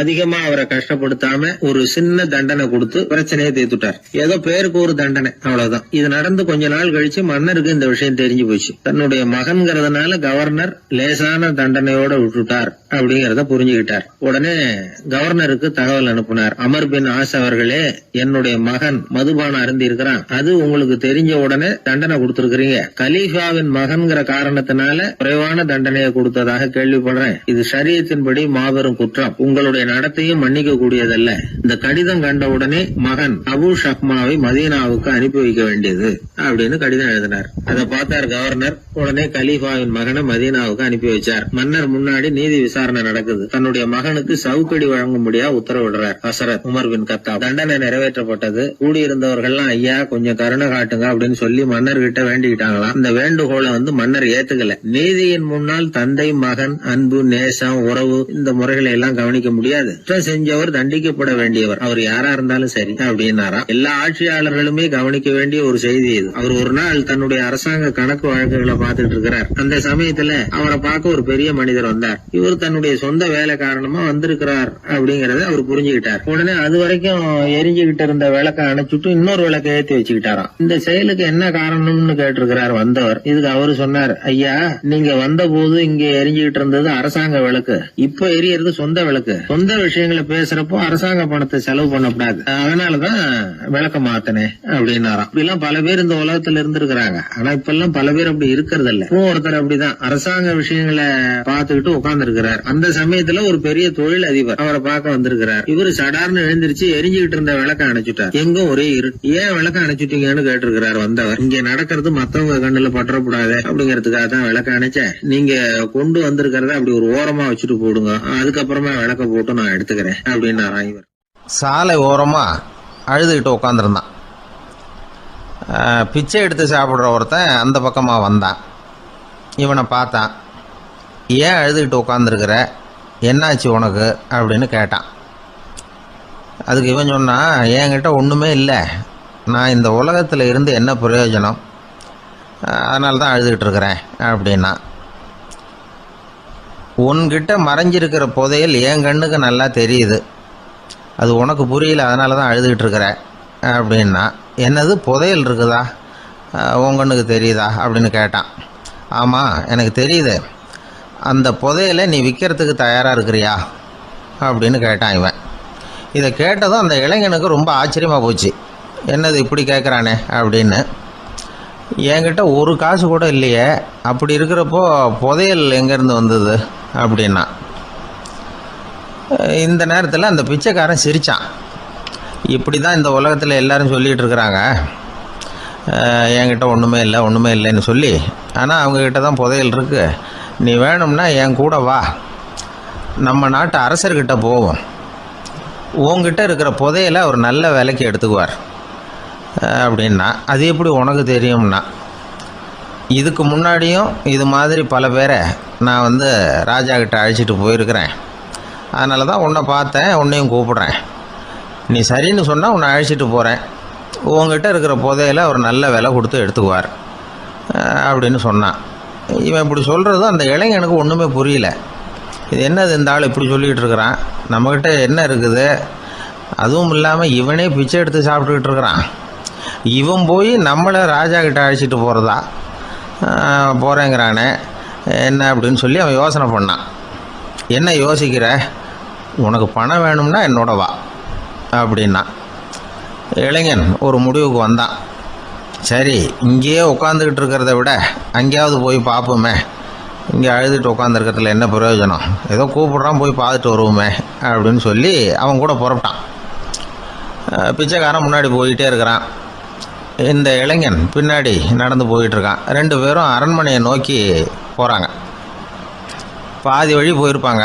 வழியில் அந்த பிச்சைக்காரன் சொன்னான், இதை பாரு, முன்னாடியே சில விஷயங்களை நாம் பேசிக்க வேண்டியிருக்கு, சரியாக தெளிவாக முடிவு எடுத்துக்கிட்டு அதுக்கப்புறம் ராஜா கிட்ட போகணும்.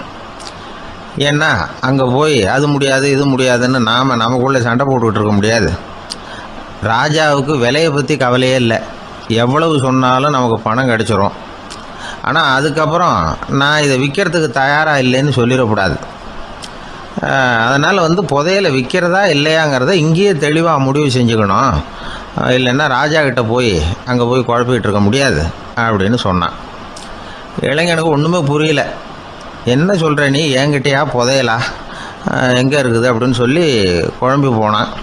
இப்போ அந்த பிச்சைக்காரன் சொன்னான், இதை பாரு, இப்போ உதாரணத்துக்கு உன்னுடைய கண்களை எடுத்துக்கோ, அதுக்கு நீ என்ன விலை கேட்டுற போகிற, நான் அதுக்கு ராஜா கிட்டே இருந்து ஒரு 50,000 ரூபா வாங்கி தர முடியும்.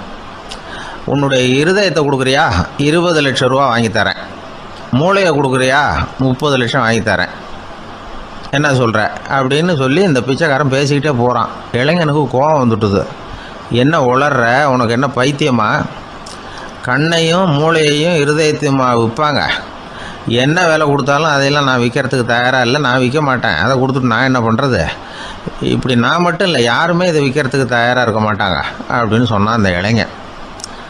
இவன் இப்படி சொன்னதும் அந்த பிச்சைக்காரன் வாய் விட்டு சிரிக்க ஆரம்பிச்சுட்டான். இப்போ பைத்தியமானது நானா நீயா? லட்சக்கணக்கான கோடிக்கணக்கான ரூபாய் பொறுமானம் உள்ள பொருள்களை உங்ககிட்டயே வச்சுக்கிட்டு விற்க முடியாதுன்னு சொல்கிற நீ தான் ஏழை. என்கிட்ட ஒன்றுமே இல்லைன்னு மரத்தடியில் உட்காந்து அழுதுகிட்டு இருக்கிறியே அப்படின்னு சொன்னான். இன்றைக்கி பார்த்திங்கன்னா பல பேர் தன்கிட்ட புதைஞ்சிருக்கிற ஆற்றலை புரிஞ்சிக்க முடியாமல் அவதிப்பட்டுக்கிட்டு இருக்கிறாங்க. நம்மக்கிட்ட என்ன இருக்குங்கிறது அவங்களுக்கு தெரியறதில்ல. அதனால தான் என்கிட்ட ஒன்றுமே இல்லைன்னு சொல்லி அழுதுகிட்டு இருக்கிறாங்க. இதை விளங்க வைக்கிறதுக்கு பெரியவங்க சொல்கிற கதை இது. நம்மக்கிட்ட இருக்கிற புதையலை நாம் தான் தோண்டி எடுக்கணும். உண்மையான புதையலுங்கிறது உள்ளே இருக்குது, ஆனால் அதை வெளியில் தேடுற ஆசாமிகள் தான் அதிகம். சராசரி மனித இயல்பு அப்படி. நம்மக்கிட்ட விலை மதிக்க முடியாத பகுத்தறிவு இருக்குது, அதை வச்சுக்கிட்டு வாழ்க்கையில் முன்னேறதுக்கு முயற்சி பண்ணணும். என்கிட்ட ஒன்றுமே இல்லைன்னு நினச்சி ஓரமாக உட்காந்துடக்கூடாது. முயற்சி செஞ்சால் முடியாத காரியம் எதுவுமே இல்லை.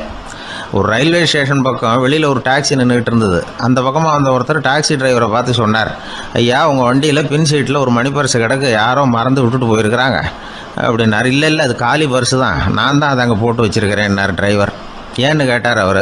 இதுக்கு டிரைவர் சொன்னார், அதை பார்க்குற யாராவது அதை எடுத்துக்கலாம்ங்கிற ஆசையிலையாவது சவாரிக்கு வருவாங்க, அதுக்காக தான் போட்டு வச்சுருக்கிறேன் அப்படின்னார்.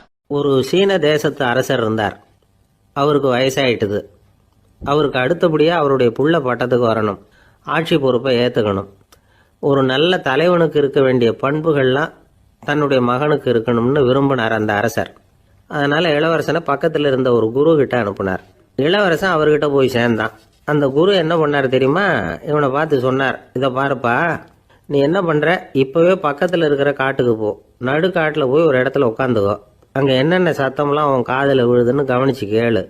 உன் காதில் விழுந்த ஓசைகள் என்னென்னங்கிறத என்கிட்ட வந்து சொல்லு, அதுதான் எனக்கு தெரியணும், உனக்கு வேலையும் அதுதான் அப்படின்னு சொல்லி அனுப்பி வச்சுட்டார்.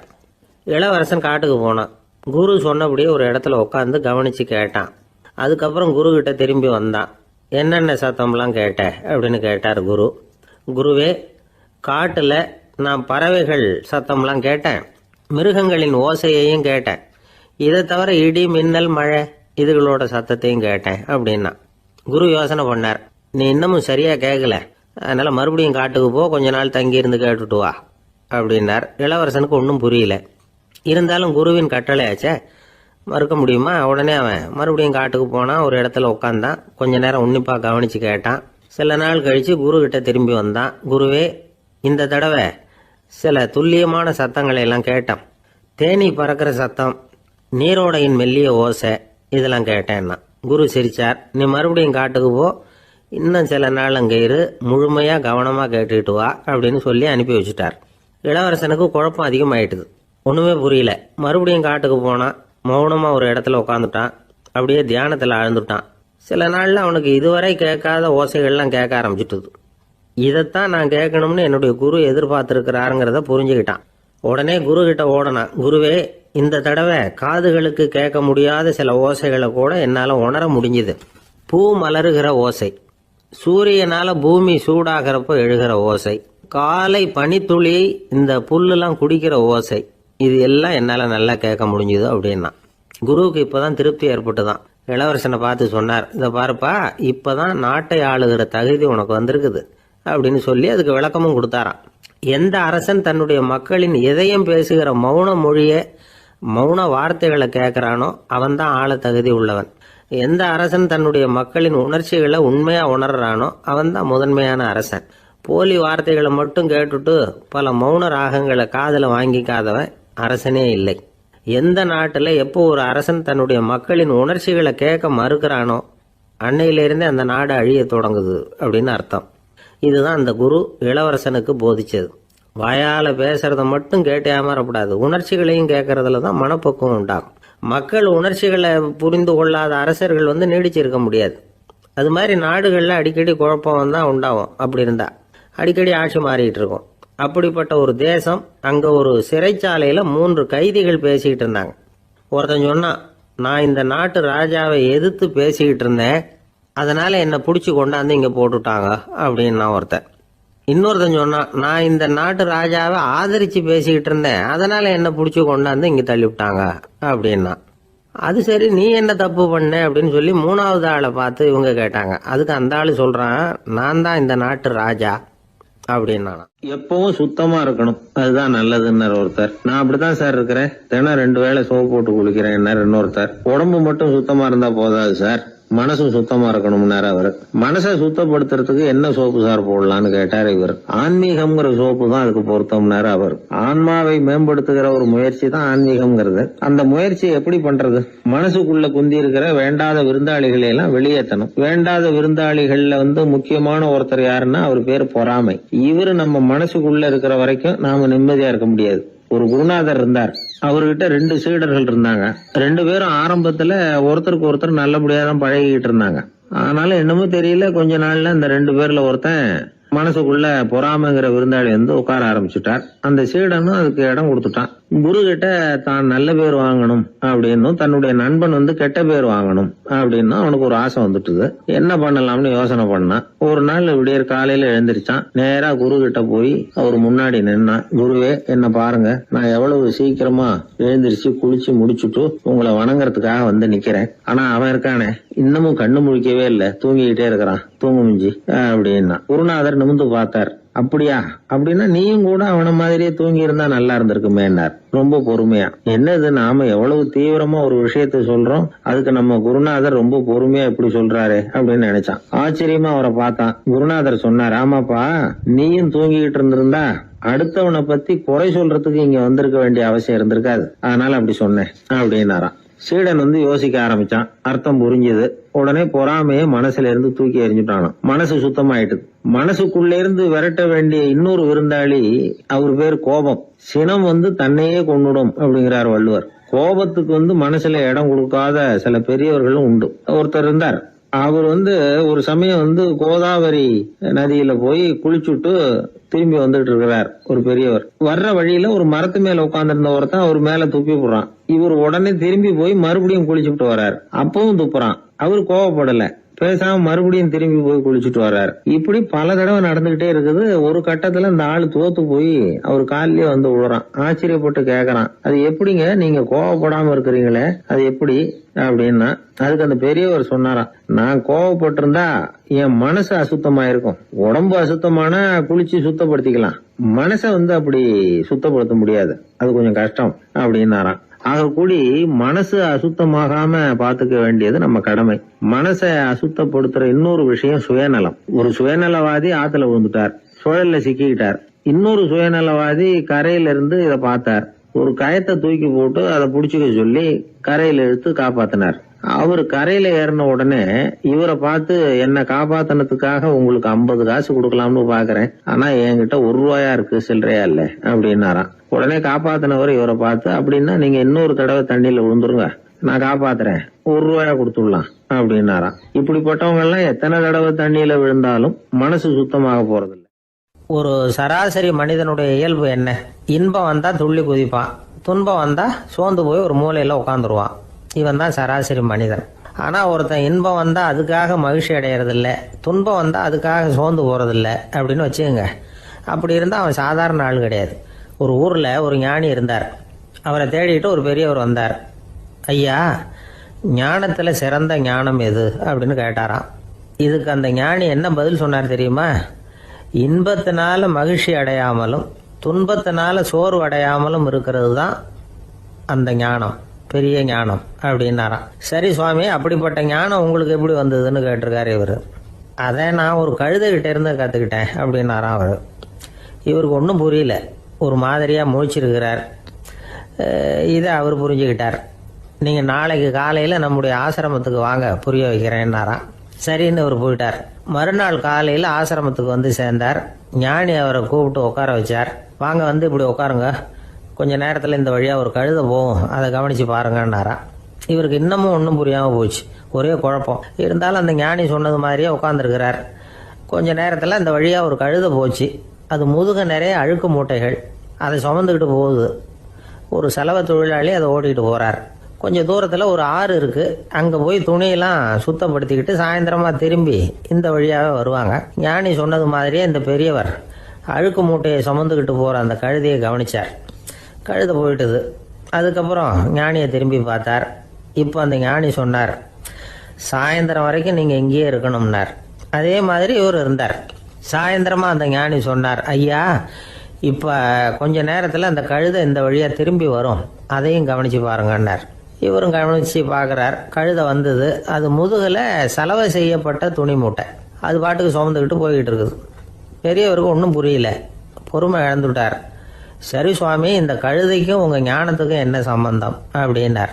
இப்போ அந்த ஞானி விளக்கினார், ஐயா இந்த கழுதை இதே மாதிரி தினமும் காலையில் அழுக்கு மூட்டைகளை சுமந்துக்கிட்டு ஆற்றுக்கு போகுது, மாலையில் வெண்மையான சுத்தமான துணிகளை சுமந்துக்கிட்டு திரும்பி ஊருக்கு போகுது.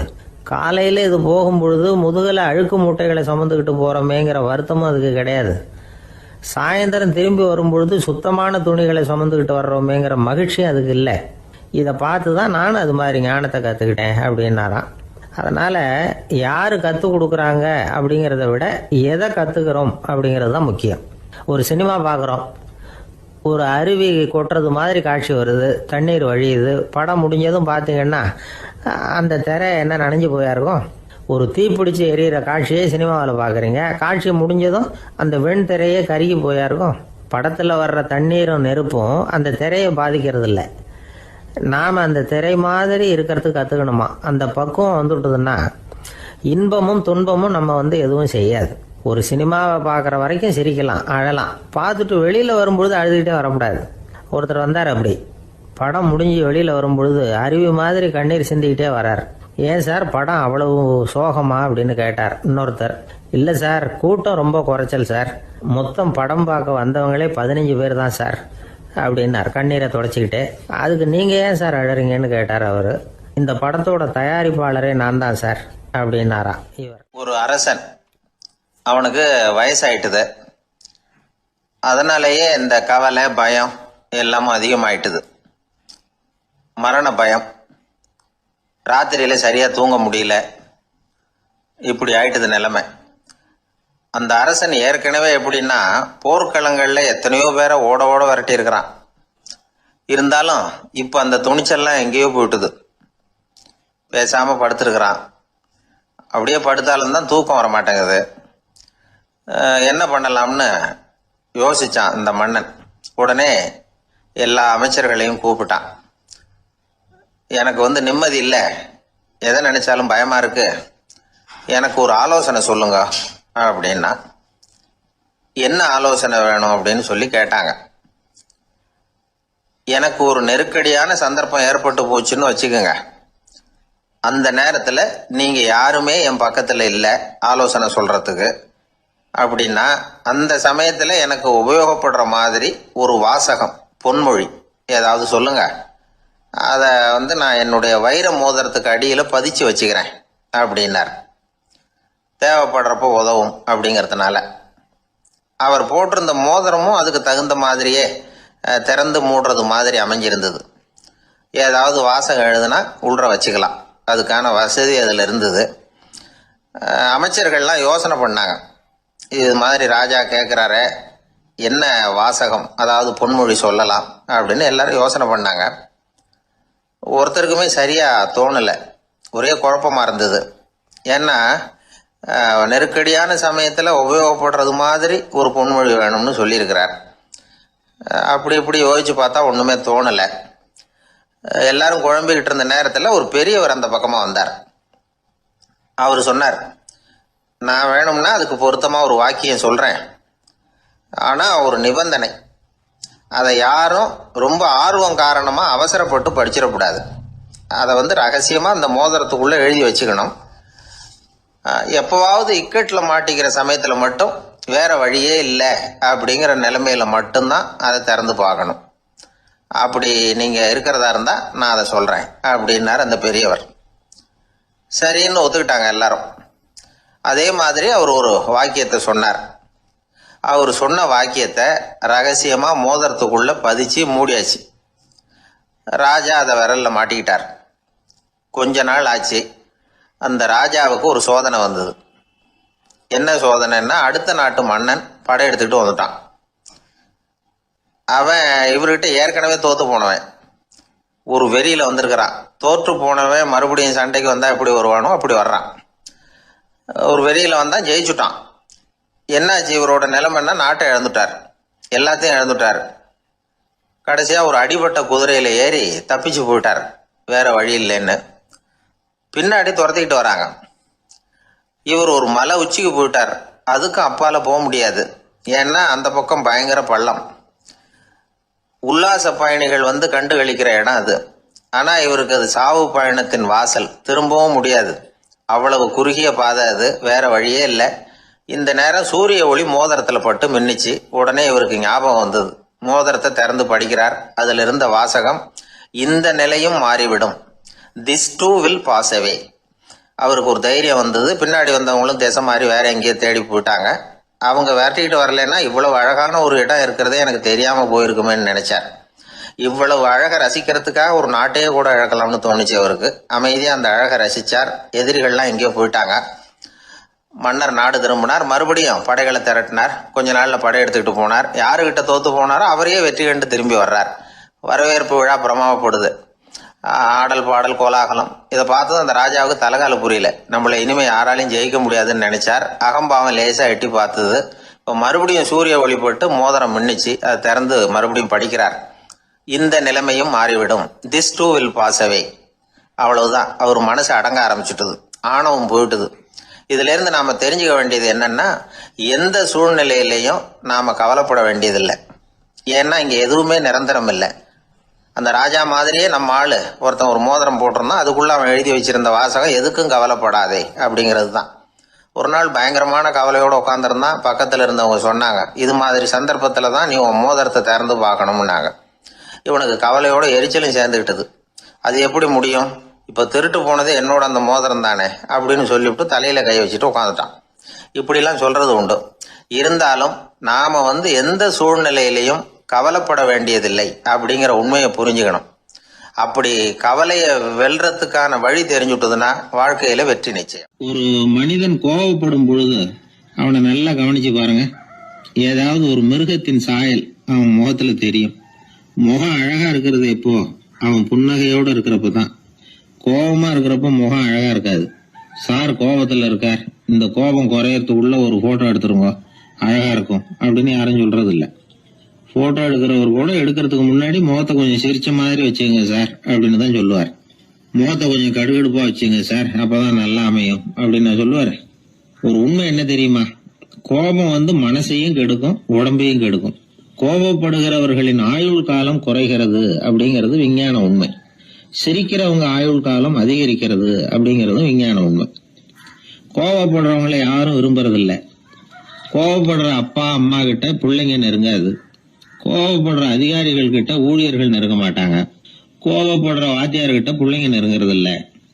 அவன் எப்ப பார்த்தாலும் வள்ளு வள்ளுன்னு விழுவான். அதனால எப்போ அவன் பக்கத்திலேயே இருக்கணும்னு ஆசைப்படுறேன் அப்படின்னு ஒருத்தன் சொன்னா அவனை இவன் வேடிக்கை பார்க்க ஆரம்பிச்சுட்டான் அப்படின்னு அர்த்தம். சரி, இந்த கோபம் எதனால வருது? இயலாமையினாலதான் வருதான். இப்ப நீங்க நினைக்கிறத நிறைவேற்றக்கூடிய சாமர்த்தியம் உங்ககிட்ட இல்லைங்கிறப்போ அது கோபமா வெளிப்படுது, அவ்வளவுதான். திறமை உள்ளவன் கோபப்பட வேண்டிய அவசியமே இல்லை. ஒரு உண்மையான கவிஞன் கிட்ட போய் ஒரு கவிதை எழுதி கொடுங்க அப்படின்னு சொன்னா அவன் உடனே எரிச்சல் அடையக்கூடாது. எரிச்சல் வந்தா அது அவனுடைய இயலாமையை காட்டுது. சிற்பி சிலை செதுக்கிறதுக்கு கோபப்படக்கூடாது. ஒரு அதிகாரி சொன்னார், நீங்க சொல்றதெல்லாம் சார் தான் சார், இருந்தாலும் கோவப்படலைன்னா வேலை நடக்காது சார், அதனாலதான் தினமும் ஆபீஸ்ல கத்திட்டு கிடக்குறேன் அப்படின்னார். ஆனா உண்மை என்ன தெரியுமா, கத்துறதுனால கத்துறதுதான் நடக்குமே தவிர காரியம் நடக்காது. வேலை நடக்கிறது மாதிரி ஒரு பாவனை நடக்கும், அவ்வளவுதான். தவறு செய்கிறவர்களுக்கு தண்டனை கத்துறது மட்டும் இல்ல, திட்டு வாங்குற யாரும் தான் செஞ்சது தவறுதான் அப்படின்னு ஒத்துக்கிறது இல்ல.